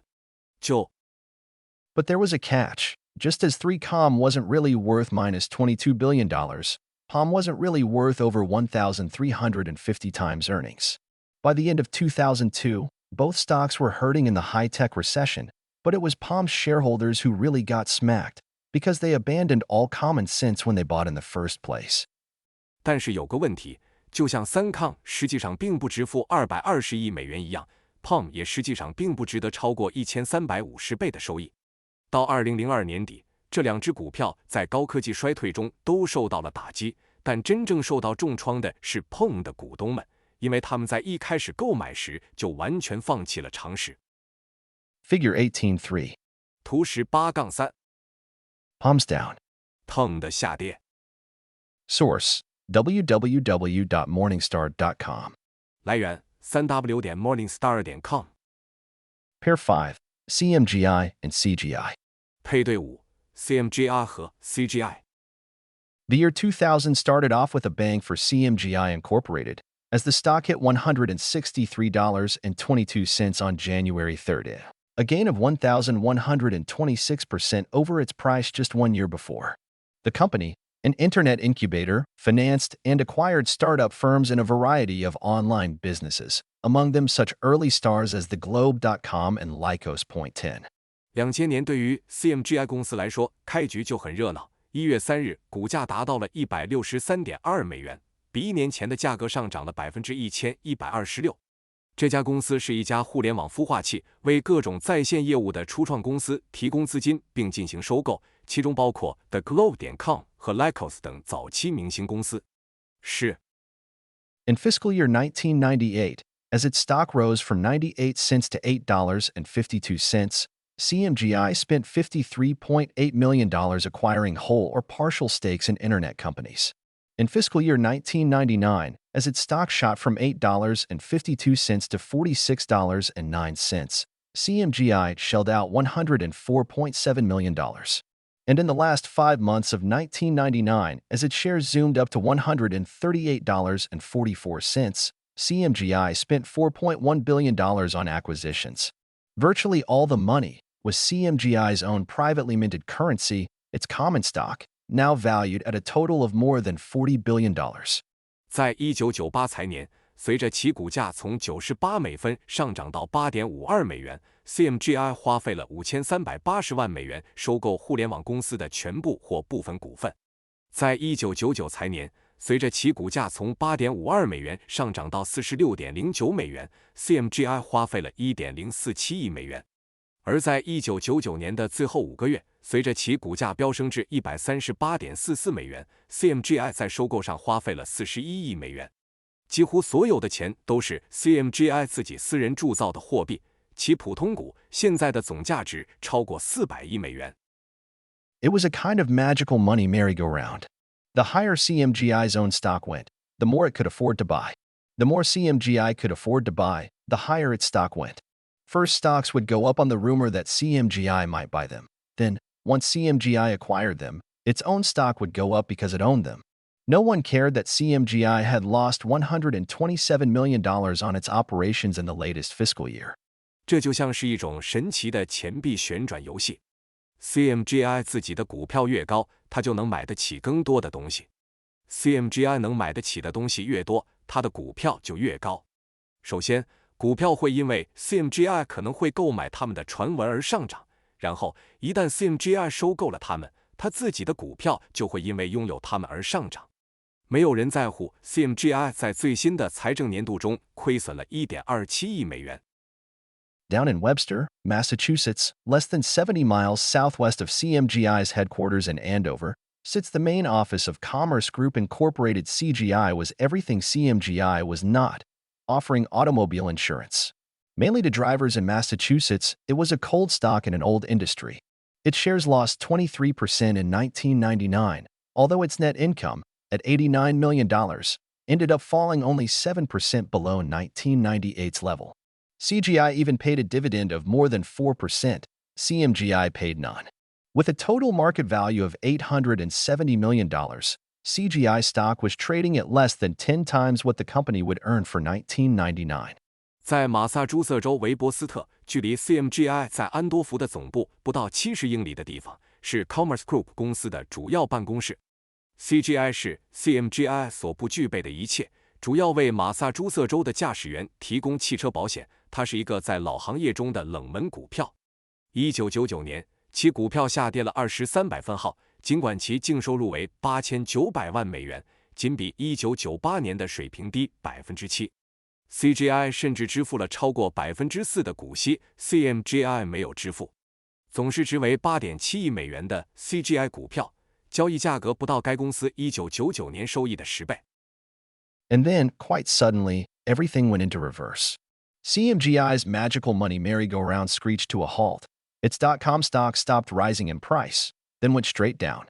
No longer able to sell them for a profit, CMGI had to take their loss in value as a hit to its earnings.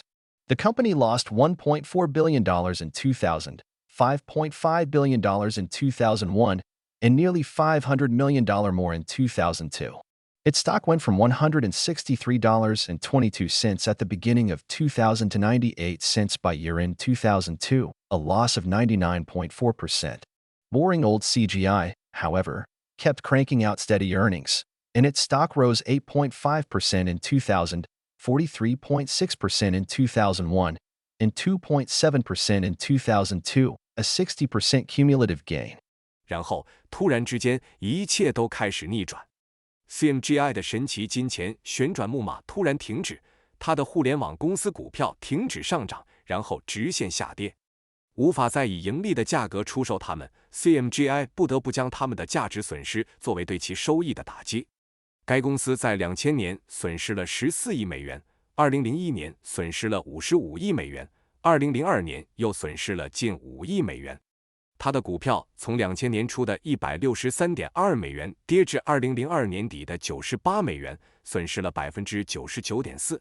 然而，老套的 CGI 公司却持续产生稳定的收益，其股票在2000年上涨了8.5%，2001年上涨了43.6%，2002年上涨了2.7%，累计增长了60%。Pair 6, Ball and Striker. 配对6 ，Ball 和 Striker。Between July 9th and July 23, 2002, Ball Corporation's stock dropped from $43.69 to $33.48. A loss of 24% that left the company with a stock market value of $1.9 billion. Over the same 2 weeks, Stryker Corporation's shares fell from $49.55 to $45.60, an 8% drop that left Stryker valued at a total of $9 billion. 2002年7月9日至7月23日，鲍公司的股票从43.69美元跌至33.48美元，损失了24%，使公司的股市价值降至19亿美元。在同样的2周内 ，Stryker 公司的股票从49.55美元跌至45.60美元，下跌了8%，使 Stryker 的总价值降至90亿美元。What had made these two companies worth so much less in so short a time? Stryker, which manufactures orthopedic implants and surgical equipment, issued only one press release during those 2 weeks.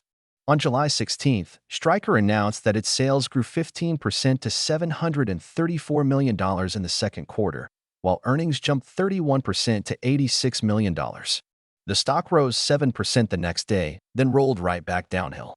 是什么让这2家公司在如此短的时间内价值大幅下降？ Stryker 公司，一家制造骨科植入物和手术设备的公司，在这2周内只发布了一份新闻稿。7月16日 Stryker 宣布其第二季度的销售额增长了 15%， 达到 7.34 亿美元，而收益增长了 31%， 达到8600万美元。股票在第二天上涨了 7%， 然后又直线下滑。Ball, the original maker of the famous Ball jars used for canning fruits and vegetables, now makes metal and plastic packaging for industrial customers. Ball issued no press releases at all during those 2 weeks. On July 25th, however, Ball reported that it had earned $50 million on sales of $1 billion in the second quarter, a 61% rise in net income over the same period 1 year earlier. That brought its earnings over the trailing 4 quarters to $152 million, so the stock was trading at just 12.5 times Ball's earnings.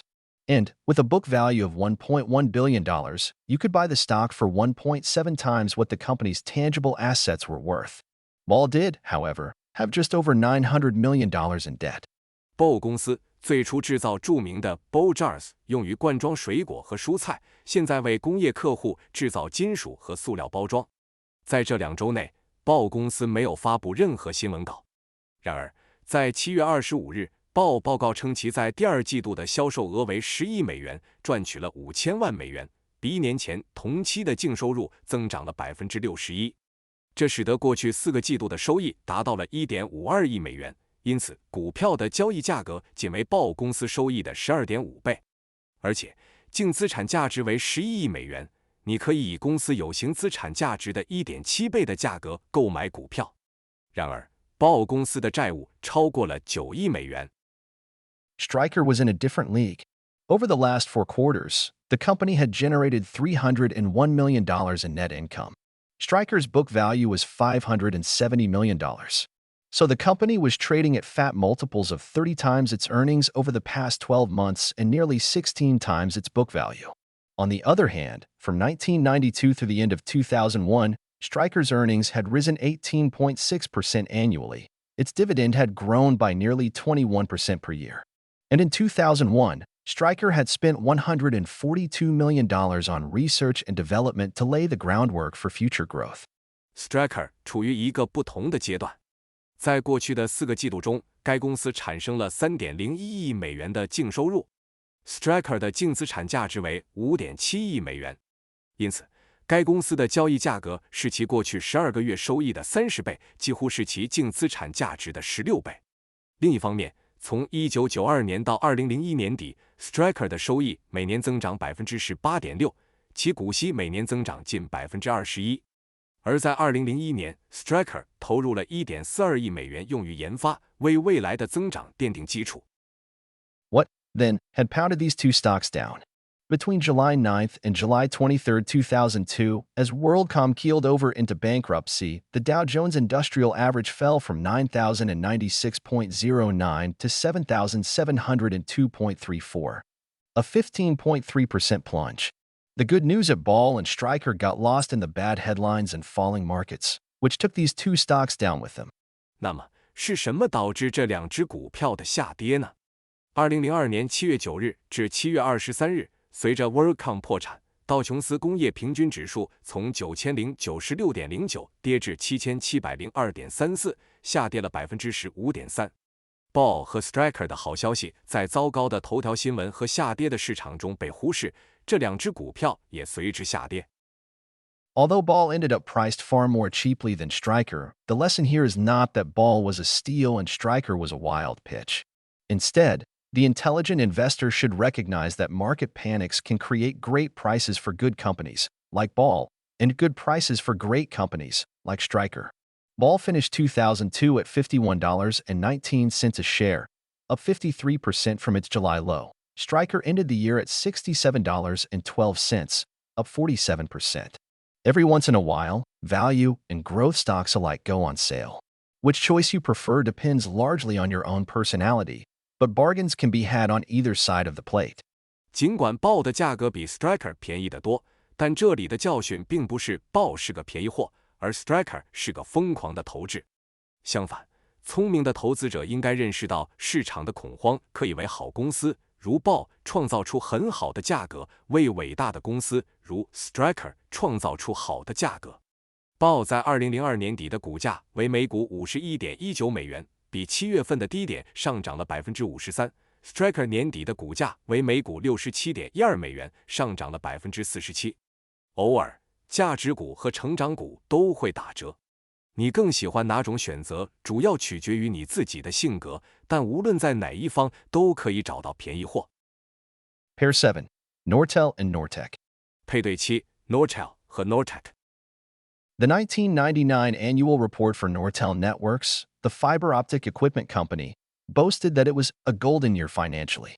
As of February 2000, at a market value of more than $150 billion, Nortel stock traded at 87 times the earnings that Wall Street's analysts estimated the company would produce in 2000. 1999年，光纤设备公司 Nortel Networks 的年度报告宣称，那是金融上的黄金年代。到2000年2月 ，Nortel 的市值超过1500亿美元，其股票的交易价格是华尔街分析师预测该公司在2000年将产生的收益的87倍。How credible was that estimate? Nortel's accounts receivable, sales to customers that had not yet paid the bill, had shot up by $1 billion in a year. The company said the rise was driven by increased sales in the fourth quarter of 1999. However, inventories had also ballooned by $1.2 billion, meaning that Nortel was producing equipment even faster than those increased sales could unload it. 那个估计有多可信？北电网络的应收账款、尚未付款的客户销售额在1年内增加了10亿美元。公司表示，这一增长是由1999年第4季度销售额的增加所驱动的。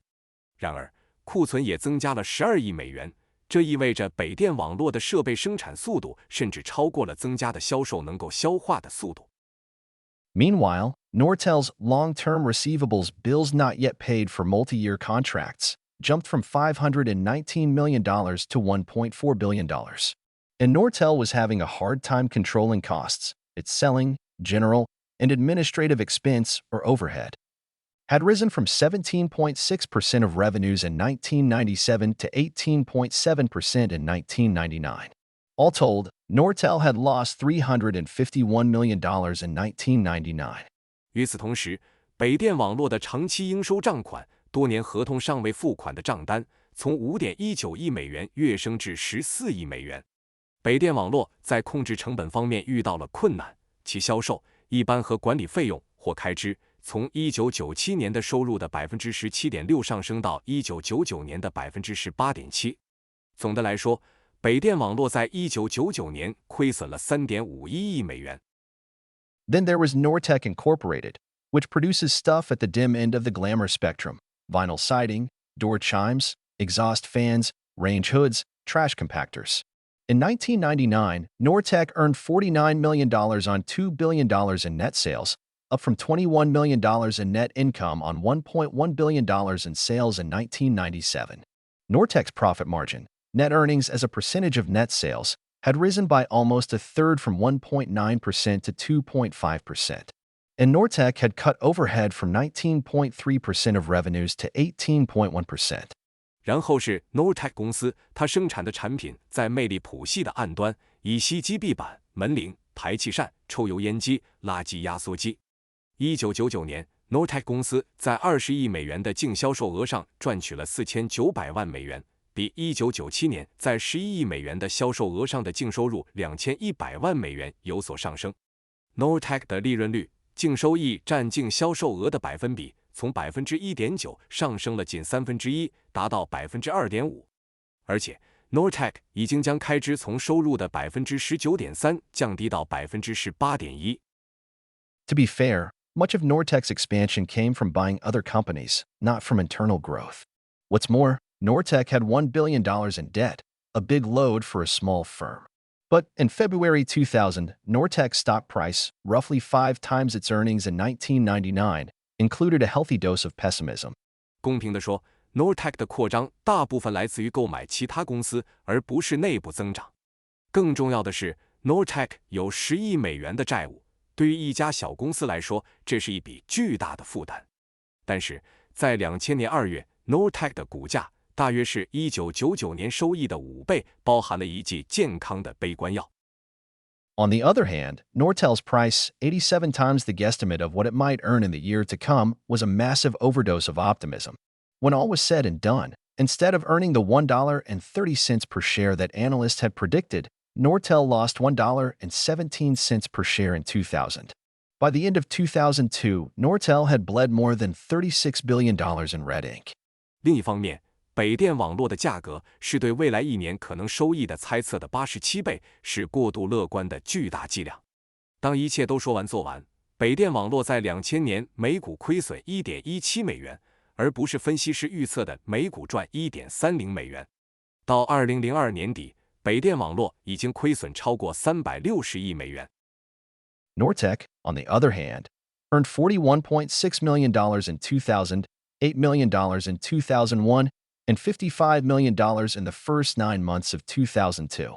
Its stock went from $28 a share to $45.75 by year-end 2002, a 63% gain. In January 2003, Nortec's managers took the company private, buying all the stock from public investors at $46 per share. Nortel's stock, meanwhile, sank from $56.81 in February 2000 to $1.61 at year-end 2002, a 97% loss. 另一方面 ，Nortec 在2000年赚取了4160万美元，在2001年赚取了800万美元，在2002年的前9个月赚取了5500万美元。其股价从每股28美元上升到2002年底的45.75美元，增长了63%。2003年1月 ，Nortec 的经理人将公司私有化，以每股46美元的价格从公众投资者手中购买所有的股票。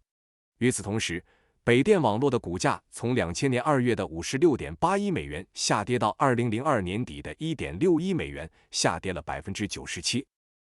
Pair 8. Red Hat and Brown Shoe. 配对8，红帽和棕色鞋。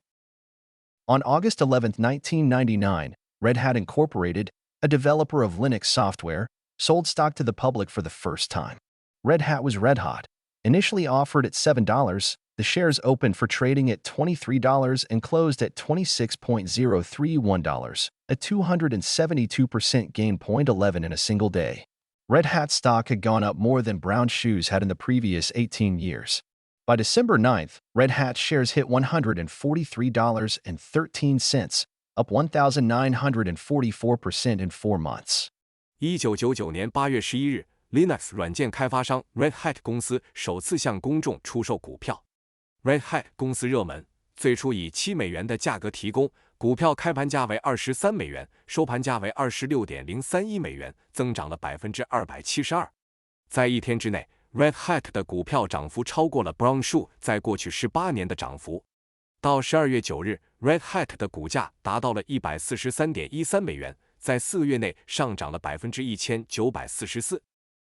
Brown Shoe, meanwhile, had its laces tied together. Founded in 1878, the company wholesales Buster Brown shoes and runs nearly 1,300 footwear stores in the United States and Canada. Brown Shoe stock, at $17.50 a share on August 11th, stumbled down to $14.31 by December 9th. For all of 1999, Brown Shoe's shares lost 17.6%, 0.12. 与此同时 ，Brown Shoe 公司却步履维艰。该公司成立于1878年。批发 Buster Brown 鞋，并在美国和加拿大运营近1300家鞋店。8月11日 ，Brown Shoe 的股价为每股17.50美元，到12月9日跌至14.31美元。在1999年 ，Brown Shoe 的股票下跌了17.6%。Besides a cool name and a hot stock, what did Red Hat's investors get? Over the 9 months ending November 30th, the company produced $13 million in revenues, on which it ran a net loss of $9 million. 13 Red Hat's business was barely bigger than a street corner delicatessen, and a lot less lucrative. But traders, inflamed by the words software and internet, drove the total value of Red Hat's shares to $21.3 billion by December 9th.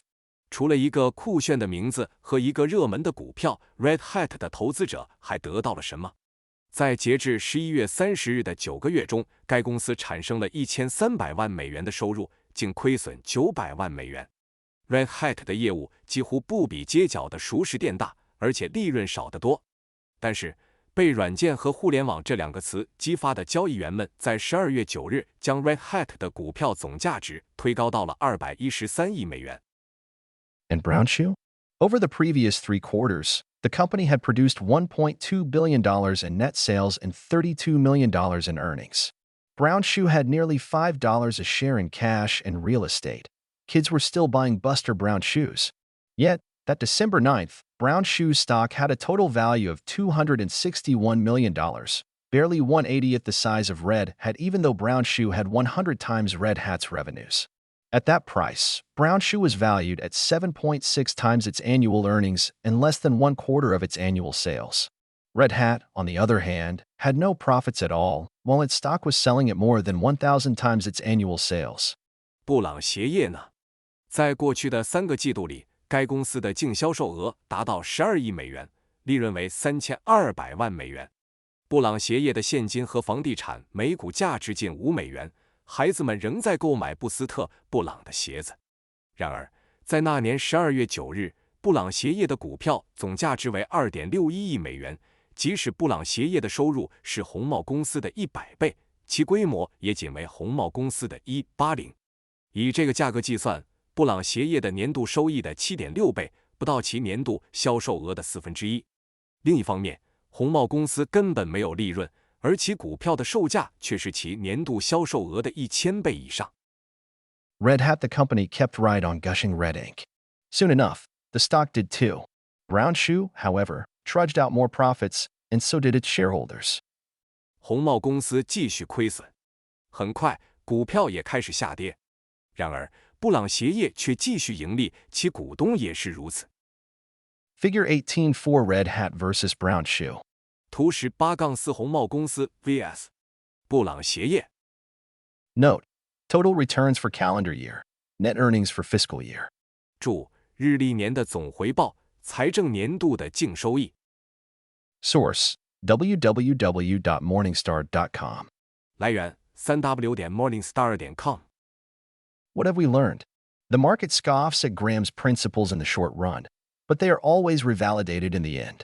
If you buy a stock purely because its price has been going up, instead of asking whether the underlying company's value is increasing, then sooner or later you will be extremely sorry. That's not a likelihood. It is a certainty. 我们学到了什么？市场在短期内可能会嘲笑格雷厄姆的原则，但最终总会重新确认这些原则的价值。如果你仅仅因为股票价格上涨就购买，而不去询问底层公司的价值是否在增加，那么迟早你会非常后悔。这不是可能性，而是必然性。Chapter 19: Shareholders and Management's Dividend Policy. 第19章：股东与管理层股息政策。Ever since 1934, we have argued in our writings for a more intelligent and energetic attitude by shareholders toward their managements. We have asked them to take a generous attitude toward those who are demonstrably doing a good job. We have asked them also to demand clear and satisfying explanations when the results appear to be worse than they should be, and to support movements to improve or remove clearly unproductive managements. Shareholders are justified in raising questions as to the competence of the management when the results, 1. are unsatisfactory in themselves, 2. are poorer than those obtained by other companies that appear similarly situated, and 3. have resulted in an unsatisfactory market price of long duration. 自1934年以来，我们一直在我们的著作中主张股东对他们的管理层采取更加智慧和积极的态度。我们要求他们对那些明显做得很好的人采取宽容的态度。我们也要求他们在结果看起来比应有的差时，要求清晰和令人满意的解释，并支持改善或撤换明显无效的管理层的行动。当结果1本身不令人满意，2比其他看似处于相同情况的公司的结果差，以及3导致了长期不令人满意的市场价格时，股东有理由质疑管理层的能力。In the last 36 years, practically nothing has actually been accomplished through intelligent action by the great body of shareholders. A sensible crusader, if there are any such, would take this as a sign that he has been wasting his time and that he had better give up the fight. As it happens, our cause has not been lost. It has been rescued by an extraneous development, known as takeovers or takeover bids. We said in Chapter 8 that poor managements produce poor market prices. The low market prices, in turn, attract the attention of companies interested in diversifying their operations, and these are now legion. Innumerable such acquisitions have been accomplished by agreement with the existing managements, or else by accumulation of shares in the market and by offers made over the head of those in control. The price bid has usually been within the range of the value of the enterprise under reasonably competent management. Hence, in many cases, the inert public shareholder has been bailed out by the actions of outsiders, who at times may be enterprising individuals or groups acting on their own. 在过去的36年里，实际上几乎没有通过股东大体的智慧行动取得任何成果。一个理智的改革者，如果有的话，会把这看作是他浪费了时间的标志，他最好放弃斗争。事实上，我们的事业并没有失败，它被一个外来的发展，被称为收购或收购提议所拯救。我们在第8章中说过，糟糕的管理层会导致市场价格低迷。低市场价格反过来吸引了那些对多元化经营感兴趣的公司的注意，现在这样的公司比比皆是。无数这样的收购已经通过与现有管理层的协议，或者通过在市场上积累股份，或者通过在控制者头上提出的提议来完成。出价通常在企业在合理能力的管理下的价值范围内。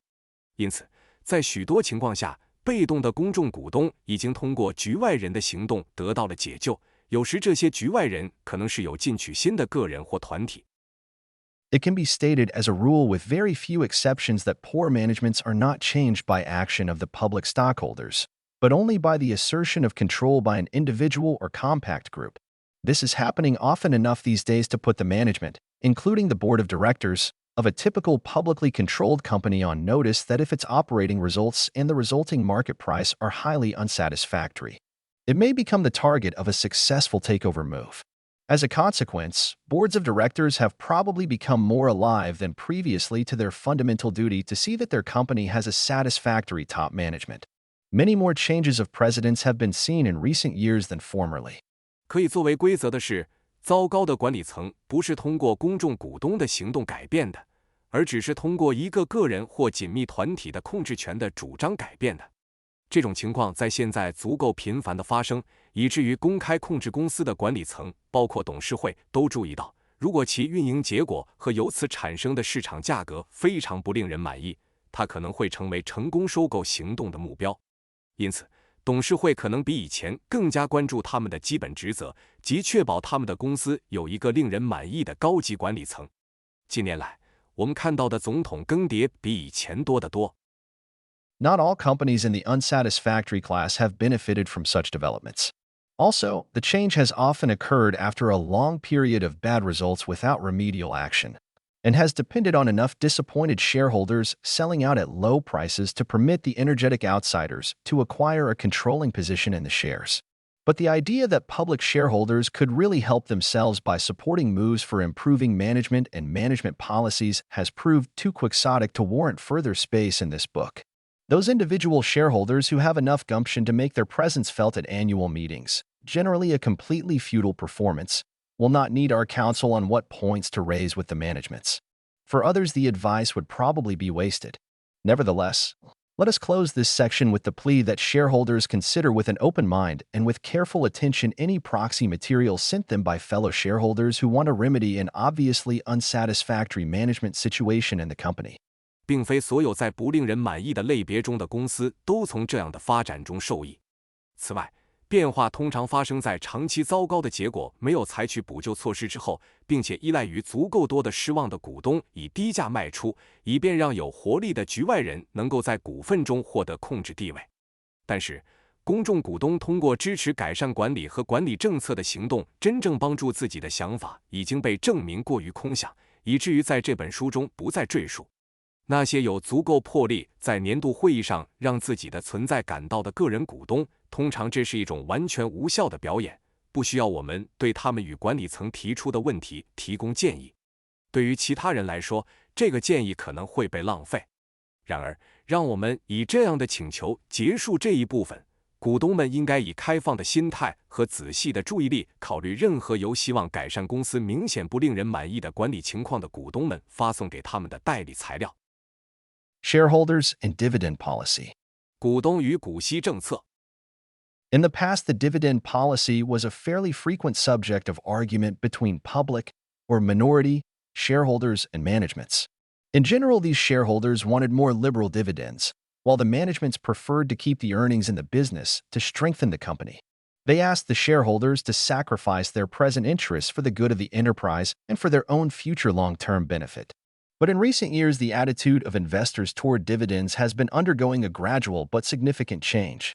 The basic argument now for paying small rather than liberal dividends is not that the company needs the money, but rather that it can use it to the shareholders' direct and immediate advantage by retaining the funds for profitable expansion. Years ago, it was typically the weak company that was more or less forced to hold on to its profits, instead of paying out the usual 60% to 75% of them in dividends. The effect was almost always adverse to the market price of the shares. Nowadays, it is quite likely to be a strong and growing enterprise that deliberately keeps down its dividend payments, with the approval of investors and speculators alike. Asterisk. 在过去，股息政策经常成为公众或少数股东与管理层之间的争论焦点。总的来说，这些股东希望获得更为慷慨的股息，而管理层则更愿意将收益留在公司内部，以加强公司实力。他们要求股东们为了企业的利益和他们自己的未来长期利益，牺牲他们当前的利益。但是，近年来，投资者对股息的态度正在发生渐进但显著的变化。现在支付小额而非慷慨股息的基本论点不再是公司需要这笔钱，而是公司可以通过保留资金用于盈利扩张，直接并立即地为股东带来利益。多年前，通常是实力较弱的公司被迫或多或少地保留其利润，而不是将其通常的60%到75%的利润以股息的形式支付出去。这种做法几乎总是对股票市场价格产生负面影响，而现在很可能是强大且正在增长的企业故意压低其股息支付，得到了投资者和投机者的赞同。There was always a strong theoretical case for reinvesting profits in the business where such retention could be counted on to produce a goodly increase in earnings. But there were several strong counterarguments, such as, the profits belong to the shareholders, and they are entitled to have them paid out within the limits of prudent management. Many of the shareholders need their dividend income to live on. The earnings they receive in dividends are real money, while those retained in the company may or may not show up later as tangible values for the shareholders. These counterarguments were so compelling, in fact, that the stock market showed a persistent bias in favor of the liberal dividend payers as against the companies that paid no dividends or relatively small ones. 1. 在业务中再投资利润的理论案例一直很强大，只要这种保留能够预期产生大幅度的收益增长。但是也有几个强有力的反驳论点，例如，利润属于股东，他们有权在审慎管理的限度内获得支付。许多股东需要他们的股息收入来生活，他们通过股息收到的收益是真金白银，而留在公司的收益可能会或可能不会以股东的实际价值形式出现。这些反驳论点实际上非常有说服力，以至于股票市场一直偏爱那些慷慨支付股息的公司，而不是那些不支付股息或相对较少支付股息的公司。In the last 20 years, the profitable reinvestment theory has been gaining ground. The better the past record of growth, the readier investors and speculators have become to accept a low payout policy. So much is this true that in many cases of growth favorites the dividend rate, or even the absence of any dividend, has seemed to have virtually no effect on the market price. Asterisk. 在过去的20年里，盈利在投资理论已经在取得地位。过去的增长记录越好，投资者和投机者就越愿意接受低支付政策。事实上，这一点在许多增长型股票的情况下都是如此。股息率甚至没有任何股息，似乎对市场价格几乎没有影响。A striking example of this development is found in the history of Texas Instruments, Incorporated. The price of its common stock rose from $5 in 1953 to $256 in 1960, while earnings were advancing from 43 cents to $3.91 per share, and while no dividend of any kind was paid. In 1962, cash dividends were initiated, but by the year the earnings had fallen to $2.14, and the price had shown a spectacular drop to a low of 49. 这种发展的一个显著例子是德州仪器公司的历史。它的普通股价格从1953年的$5上升到1960年的$256，而收益则从每股43美分增长到每股$3.91，期间没有支付任何形式的股息。1962年开始支付现金股息，但到那年收益已经下降到每股$2.14，价格也大幅下跌到最低$49。Another extreme illustration is provided by Superior Oil. In 1948, the company reported earnings of $35.26 per share, paid $3 in dividends, and sold as high as $235. In 1953, the dividend was reduced to $1, but the high price was $660. In 1957, it paid no dividend at all and sold at $2,000. This unusual issue later declined to $795 in 1962, when it earned $49.50 and paid $7.50. 另一个极端的例子是由 Superior Oil 提供的。1948年，该公司报告每股收益为$35.26，支付$3的股息，最高售价为$235。1953年，股息降低到$1，但最高价格为$660。1957年，它根本没有支付任何股息，售价为$2000。这种不寻常的问题后来在1962年下降到$795，当时它的收益为$49.50，支付了$7.50的股息。Investment sentiment is far from crystallized in this matter of dividend policy of growth companies.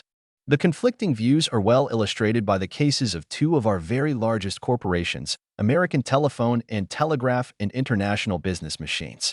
American Intel, came to be regarded as an issue with good growth possibilities, as shown by the fact that in 1961 it sold at 25 times that year's earnings. Nevertheless, the company's cash dividend policy has remained an investment and speculative consideration of first importance, its quotation making an active response to even rumors of an impending increase in the dividend rate. On the other hand, comparatively little attention appears to have been paid to the cash dividend on IBM, which in 1960 yielded only 0.5% at the high price of the year and 1.5% at the close of 1970. But in both cases, stock splits have operated as a potent stock market influence. 在增长公司的股息政策问题上，投资情绪远未明确。这种冲突的观点在我们两个最大的公司美国电话电报公司和国际商业机器公司的案例中得到了很好的说明。美国电话电报公司被视为具有良好增长可能性的问题，这一点从1961年它以当年收益的25倍的价格出售这一事实可以看出。然而，该公司的现金股息政策仍然是投资和投机考虑的首要因素，其报价对即将增加股息率的传闻做出了积极的反应。另一方面，对 IBM 的现金股息似乎没有给予太多的关注。1960年在年度最高价格时的收益率仅为 0.5%，1970年年底为 1.5%。但在这两种情况下，股票拆分都起到了强大的股票市场影响力。The market's appraisal of cash dividend policy appears to be developing in the following direction, where prime emphasis is not placed on growth. The stock is rated as an income issue, and the dividend rate retains its long-held importance as the prime determinant of market price. At the other extreme, stocks clearly recognized to be in the rapid growth category are valued primarily in terms of the expected growth rate over, say, the next decade, and the cash dividend rate is more or less left out of the reckoning. 市场对现金股息政策的评估似乎正在朝以下方向发展：在不重视增长的地方，股票被视为收入问题，股息率保持其作为市场价格主要决定因素的长期重要性。在另一个极端，被明确认为处于快速增长类别的股票主要是根据预期的增长率，例如未来10年进行估值，现金股息率或多或少地被排除在计算之外。While the above statement may properly describe present tendencies, it is by no means a clear-cut guide to the situation in all common stocks, and perhaps not in the majority of them. For one thing, many companies occupy an intermediate position between growth and non-growth enterprises. It is hard to say how much importance should be ascribed to the growth factor in such cases, and the market's view thereof may change radically from year to year. Secondly, there seems to be something paradoxical about requiring the companies showing slower growth to be more liberal with their cash dividends. For these are generally the less prosperous concerns, And in the past, the more prosperous the company, the greater was the expectation of both liberal and increasing payments.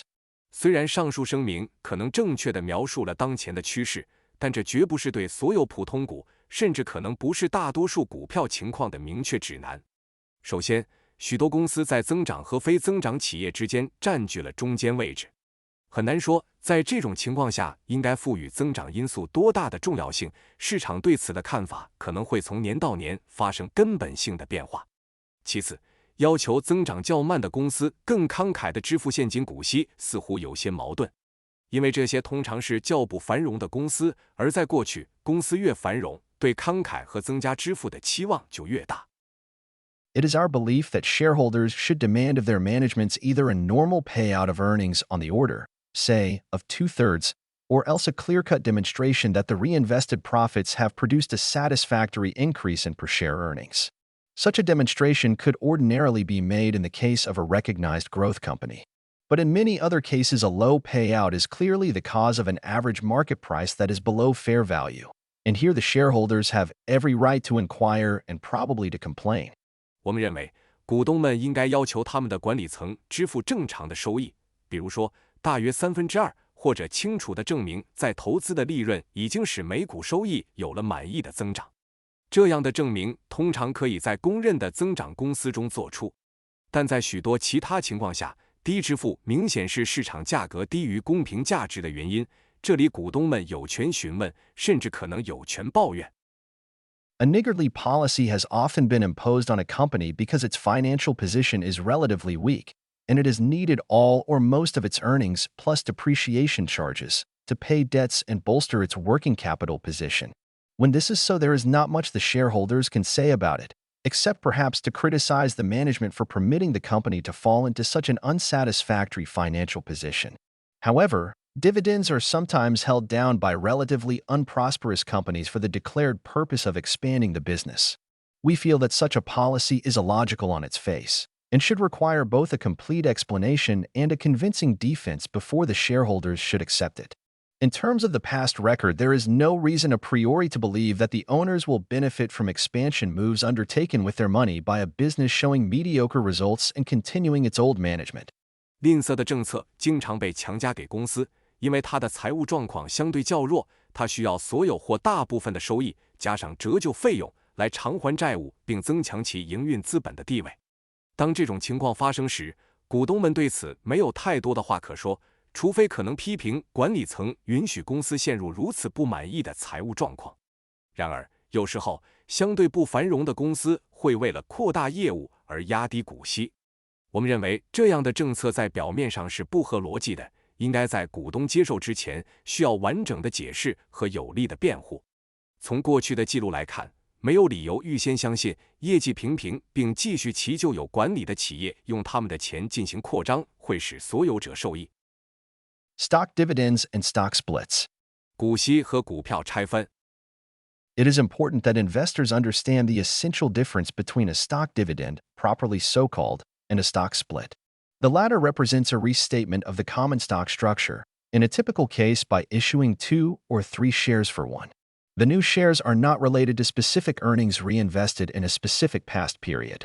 Its purpose is to establish a lower market price for the single shares, presumably because such lower price range would be more acceptable to old and new shareholders.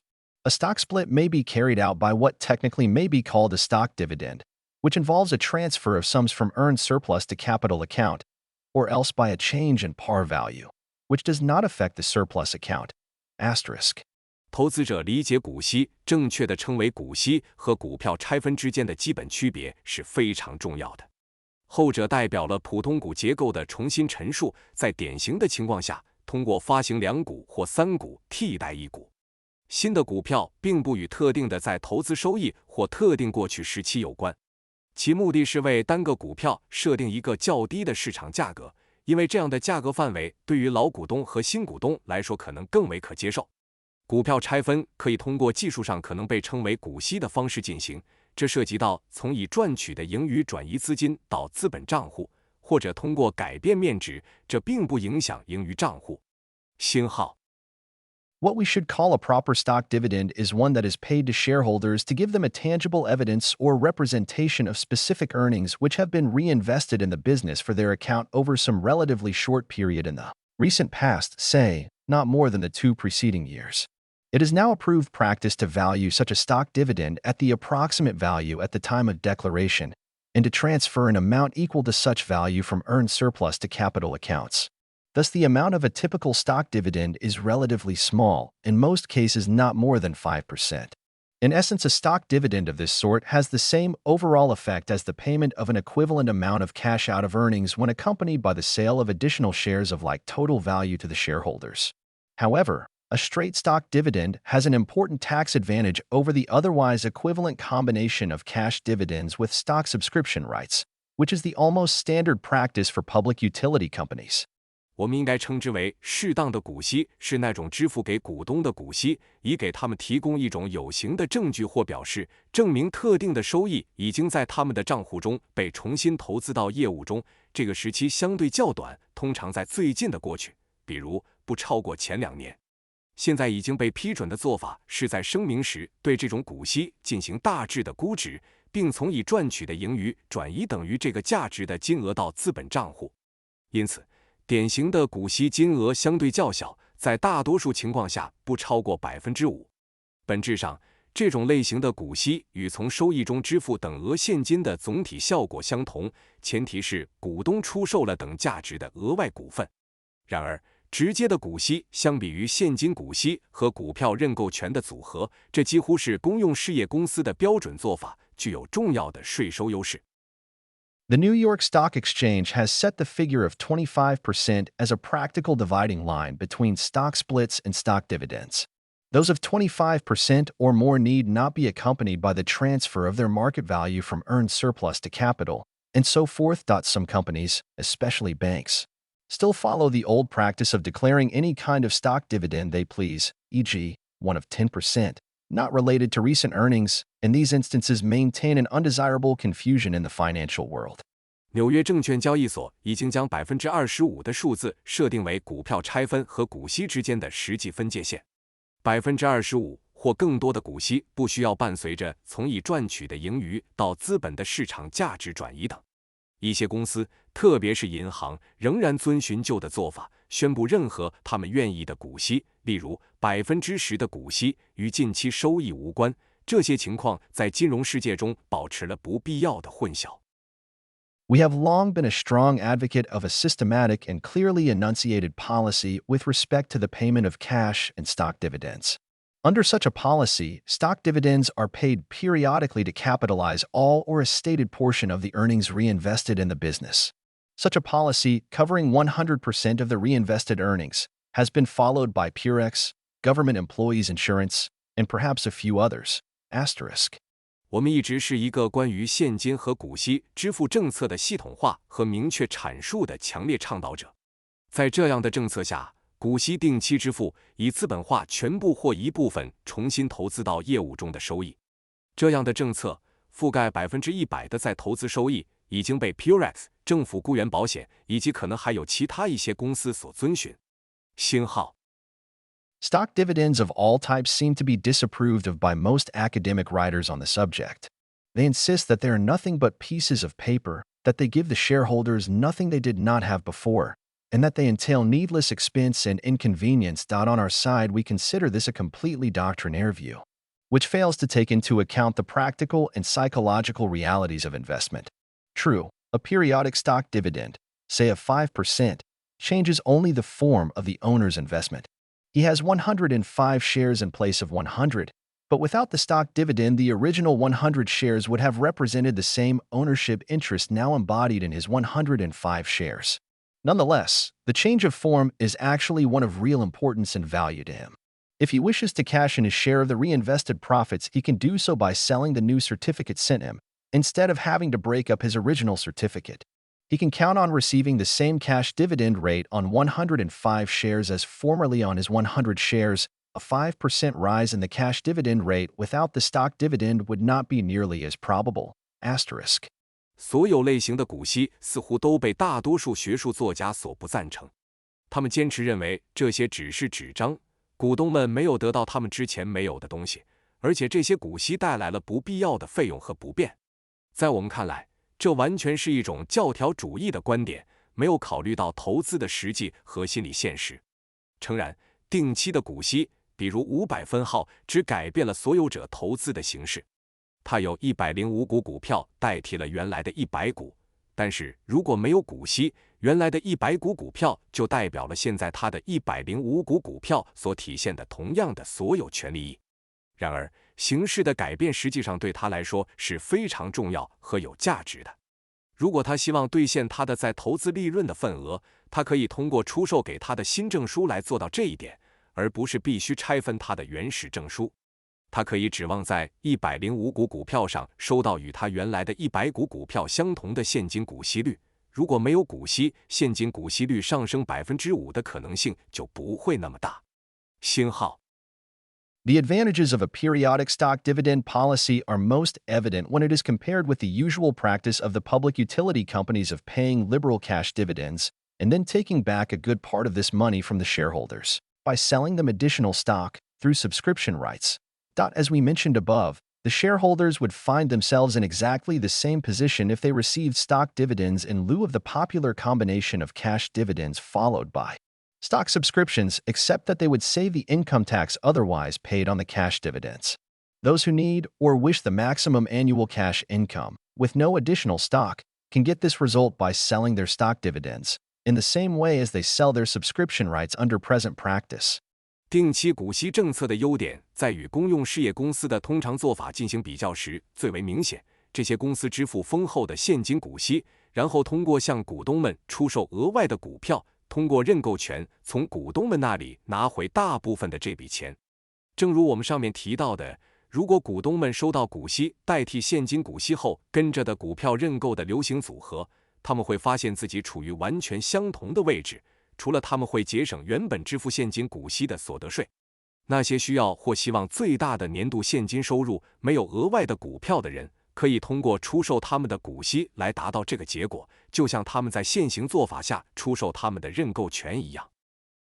The aggregate amount of income tax that could be saved by substituting stock dividends for the present stock dividends plus subscription rights combination is enormous. We urge that this change be made by the public utilities, despite its adverse effect on the U.S. Treasury, because we are convinced that it is completely inequitable to impose a second personal income tax on earnings which are not really received by the shareholders, since the companies take the same money back through sales of stock. Asterisk. 通过将股息替代为现在的股息加认购权组合，可以节省大量的所得税。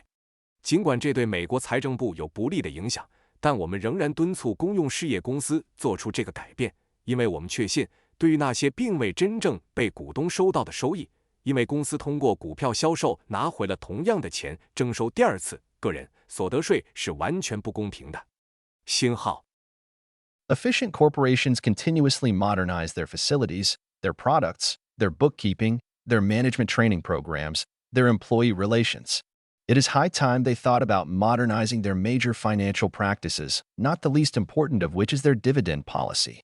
高效的公司不断地更新他们的设施、产品、账务、管理培训项目以及员工关系。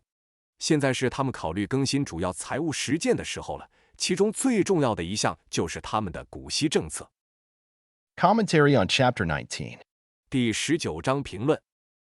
The most dangerous untruths are truths slightly distorted. 最危险的谎言是稍微扭曲的真理。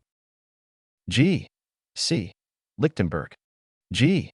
C. Lichtenberg. Why did Graham throw in the towel? 格雷厄姆为何投降？ Perhaps no other part of the intelligent investor was more drastically changed by Graham than this. In the first edition, this chapter was one of a pair that together ran nearly 34 pages. That original section, The Investor as Business Owner, dealt with shareholders' voting rights, ways of judging the quality of corporate management, and techniques for detecting conflicts of interest between insiders and outside investors. By his last revised edition, however, Graham had pared the whole discussion back to less than 8 terse pages about dividends. 可能没有聪明的投资者的其他部分比这个更被格雷厄姆大幅度修改过。在第一版中，这一章是一对章节中的一个，总共有近34页。那个原始的部分投资者作为业务所有者，涉及到股东的投票权、评估公司管理层质量的方法，以及检测内部人员和外部投资者之间利益冲突的技巧。然而，在他最后修订的版本中，格雷厄姆将整个讨论削减到了关于股息的不到8页的简洁内容。Why did Graham cut away more than 3/4 of his original argument? After decades of exhortation, he evidently had given up hope that investors would ever take any interest in monitoring the behavior of corporate managers. 格雷厄姆为何削减了他原来论点的3/4以上？经过几十年的劝诫，他显然已经放弃了投资者会对监控公司管理者的行为产生任何兴趣的希望。But the latest epidemic of scandal, allegations of managerial misbehavior, shady accounting, or tax maneuvers at major firms like AOL, Enron, Global Crossing, Sprint, Tyco, and WorldCom is a stark reminder that Graham's earlier warnings about the need for eternal vigilance are more vital than ever. Let's bring them back and discuss them in light of today's events. 但是，最近的丑闻疫情，关于 AOL、安然、全球通、斯普林特、泰科和世通等大公司的管理层行为不端、会计造假或税务操作的指控，是对格雷厄姆早期关于需要永远保持警惕的警告的生动提醒。让我们把他们带回来，并在今天的事件中讨论他们。Theory versus practice. 理论与实践。Graham begins his original, 1949, discussion of the investor as business owner by pointing out that, in theory, the stockholders as a class are king. Acting as a majority, they can hire and fire managements and bend them completely to their will. But in practice, says Graham, 格雷厄姆在他原始的1949年投资者作为业务所有者的讨论中指出，理论上，股东作为一个阶级是国王。作为多数派，他们可以雇佣和解雇管理层，并完全使他们顺从自己的意愿。但是，实际上，格雷厄姆说 the shareholders are a complete washout. As a class, they show neither intelligence nor alertness. They vote in sheep-like fashion for whatever the management recommends, and no matter how poor the management's record of accomplishment may be. The only way to inspire the average American shareholder to take any independently intelligent action would be by exploding a firecracker under him.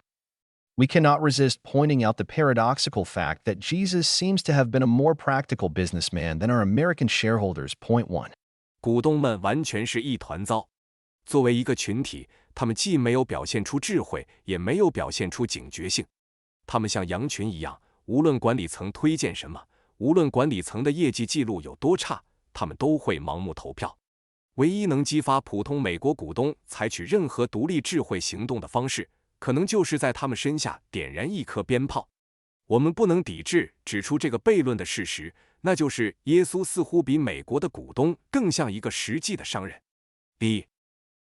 Graham wants you to realize something basic but incredibly profound. When you buy a stock, you become an owner of the company. Its managers, all the way up to the CEO, work for you. Its board of directors must answer to you. Its cash belongs to you. Its businesses are your property.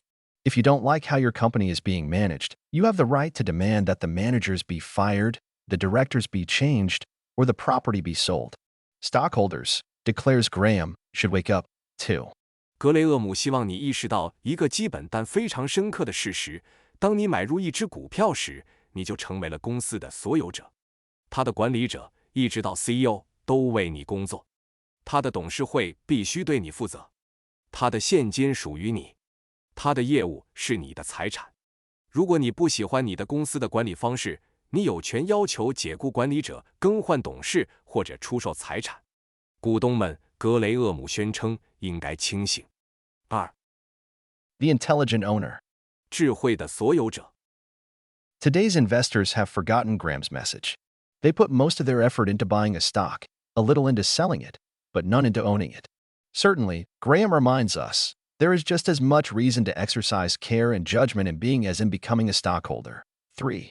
今天的投资者已经忘记了格雷厄姆的信息，他们将大部分精力投入到买入股票，一点精力投入到卖出股票，但没有精力投入到拥有股票。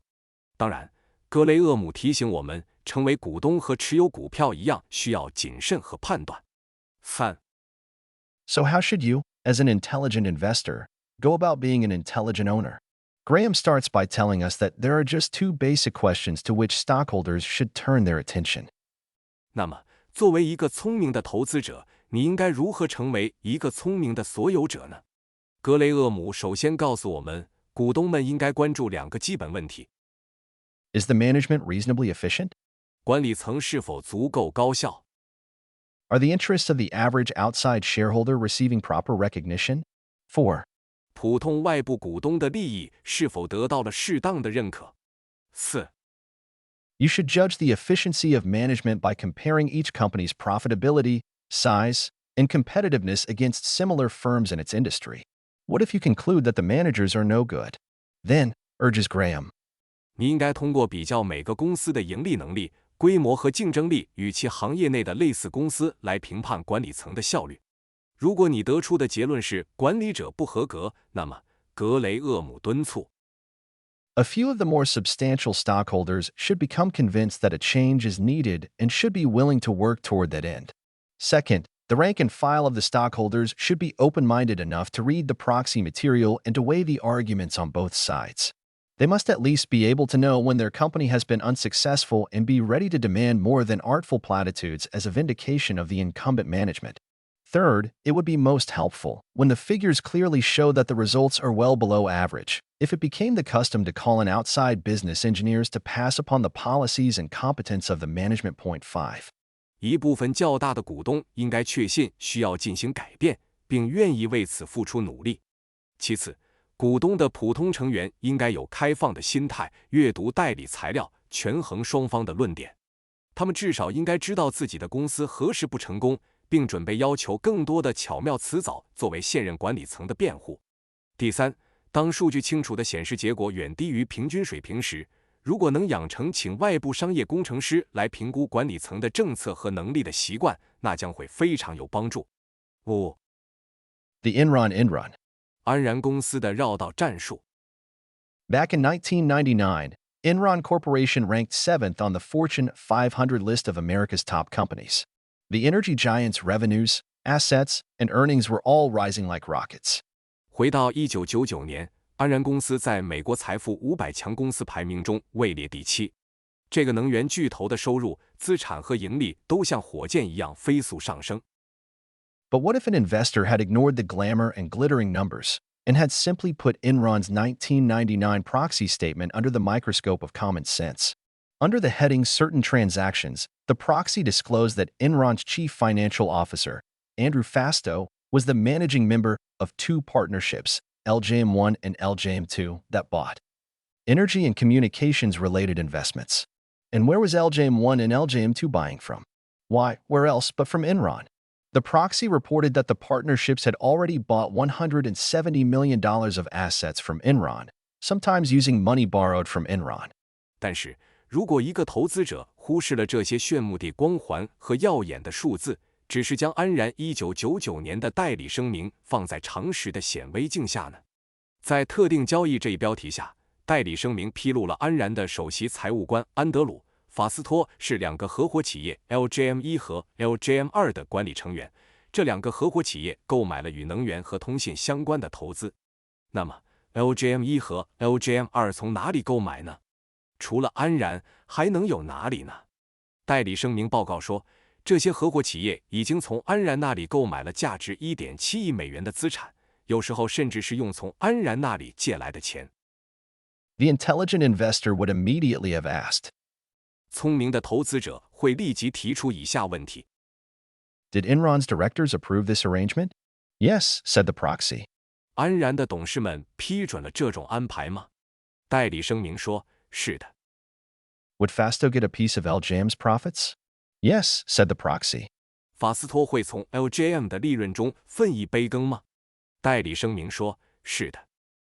As Enron's chief financial officer, was Fastow obligated to act exclusively in the interest of Enron's shareholders? Of course. 作为安然的首席财务官，法斯托有义务只为安然的股东的利益行事吗？当然。Was Fastow therefore duty-bound to maximize the price Enron obtained for any assets it sold? Absolutely. 因此，法斯托有责任最大化安然出售任何资产所得的价格吗？绝对。But if LJM paid a high price for Enron's assets, would that lower LJM's potential profits and Fasto's personal income? Clearly. 但是，如果 LJM 为安然的资产支付高价，那会降低 LJM 的潜在利润和法斯托的个人收入吗？显然。On the other hand, if LJM paid a low price, would that raise profits for Fasto and his partnerships, but hurt Enron's income? Clearly. 另一方面，如果 LJM 支付低价，那会提高法斯托及其合伙企业的利润，但损害安然的收入吗？显然。Should Enron lend Fasto's partnerships any money to buy assets from Enron that might generate a personal profit for Fasto? Say what? 安然应该借给法斯托的合伙企业任何钱来购买可能为法斯托产生个人利润的安然的资产吗？这是什么鬼？ Doesn't all this constitute profoundly disturbing conflicts of interest? No other answer is even possible. 这一切难道不构成深度令人不安的利益冲突吗？没有其他答案是可能的。What does this arrangement say about the judgment of the directors who approved it? It says you should take your investment dollars elsewhere. 这种安排对于批准他的董事们的判断力说了什么？他告诉你应该把你的投资资金投向其他地方。Two clear lessons emerge from this disaster. Never dig so deep into the numbers that you check your common sense at the door, and always read the proxy statement before and after you buy a stock. 从这场灾难中，我们可以得到两个明确的教训：永远不要过于深入地研究数据，以至于你在门口就把常识抛诸脑后；而且在购买股票之前和之后，总是要阅读代理声明。What is proxy material, and why does Graham insist that you read it? In its proxy statement, which it sends to every shareholder, a company announces the agenda for its annual meeting and discloses details about the compensation and stock ownership of managers and directors, along with transactions between insiders and the company. Shareholders are asked to vote on which accounting firm should audit the books and who should serve on the board of directors. If you use your common sense while reading the proxy, this document can be like a canary in a coal mine, an early warning system signaling that something is wrong. See the Enron sidebar above. 什么是代理材料？为什么格雷厄姆坚持你要阅读它？在其代理声明中，公司向每一位股东发送宣布其年度会议的议程，并披露管理层和董事的薪酬和股权的详细信息，以及内部人士和公司之间的交易。股东们被要求投票决定哪家会计公司应该审计账目，以及谁应该在董事会上任职。如果你在阅读代理声明时运用你的常识，这份文件就像煤矿中的金丝雀，一个早期警告系统，表明有些事情出了问题。参见上面的安然编栏。Yet, on average, between a third and a half of all individual investors cannot be bothered to vote their proxies. 6. Do they even read them? 然而，平均来说，有1/3到一半的个人投资者根本不屑于投票他们的代理。他们甚至读过他们吗？ Understanding and voting your proxy is as every bit as fundamental to being an intelligent investor as following the news and voting your conscience is to being a good citizen. It doesn't matter whether you own 10% of a company or, with your piddling 100 shares, just 1/10.000 of 1%. If you've never read the proxy of a stock you own, and the company goes bust, the only person you should blame is yourself. If you do read the proxy and see things that disturb you, then 理解并投票你的代理，就像关注新闻和按照你的良心投票，对于成为一个好公民一样，对于成为一个聪明的投资者来说，这是每一点都至关重要的。无论你拥有公司的10%股份，还是你微不足道的100股，只占公司的10000000的1%。如果你从未阅读过你所拥有的股票的代理声明，而公司破产了，你应该责怪的唯一人就是你自己。如果你确实阅读了代理声明，并看到了一些让你不安的事情，那么 vote against every director to let them know you disapprove. 投票反对每一位董事，让他们知道你不同意。 Attend the annual meeting and speak up for your rights. 参加年度会议，为你的权利发声。 Find an online message board devoted to the stock, like those at http://finance.yahoo.com, and rally other investors to join your cause. 找到一个专门讨论这只股票的在线留言板，比如 http://finance.yahoo.com 上的那些，并召集其他投资者加入你的事业。Graham had another idea that could benefit today's investors. 格雷厄姆还有另一个想法，可能对今天的投资者有所帮助。There are advantages to be gained through the selection of one or more professional and independent directors. These should be men of wide business experience who can turn a fresh and expert eye on the problems of the enterprise. They should submit a separate annual report addressed directly to the stockholders and containing their views on the major question which concerns the owners of the enterprise. Is the business showing the results for the outside stockholder which could be expected of it under proper management? If not, why and what should be done about it? 7. 通过选择一个或多个专业和独立的董事，可以获得一些优势。这些人应该具有广泛的商业经验，能够以新鲜和专业的眼光看待企业的问题。他们应该提交一份单独的年度报告，直接向股东们报告，包含他们对这个关系到企业所有者的主要问题的看法。企业是否在向外部股东展示了在适当的管理下可以期待的结果？如果没有，为什么以及应该怎么做？One can only imagine the consternation that Graham's proposal would cause among the corporate cronies and golfing buddies who constitute so many of today's independent directors. Let's not suggest that it might send a shudder of fear down their spines, since most independent directors do not appear to have a backbone. 人们只能想象格雷厄姆的提议会在今天的独立董事中引起多大的骚动，他们中的许多人都是公司的亲信和高尔夫球友。我们不要建议这可能会让他们感到恐惧，因为大多数独立董事似乎没有骨气。Whose money is it, anyway? 这究竟是谁的钱？ Now let's look at Graham's second criterion, whether management acts in the best interests of outside investors. Managers have always told shareholders that they, the managers, know best what to do with the company's cash. Graham saw right through this managerial malarkey. 现在我们来看看格雷厄姆的第二个标准：管理层是否为外部投资者的最大利益行事。管理层总是告诉股东，他们管理层最知道如何处理公司的现金。格雷厄姆看穿了这种管理层的胡说八道。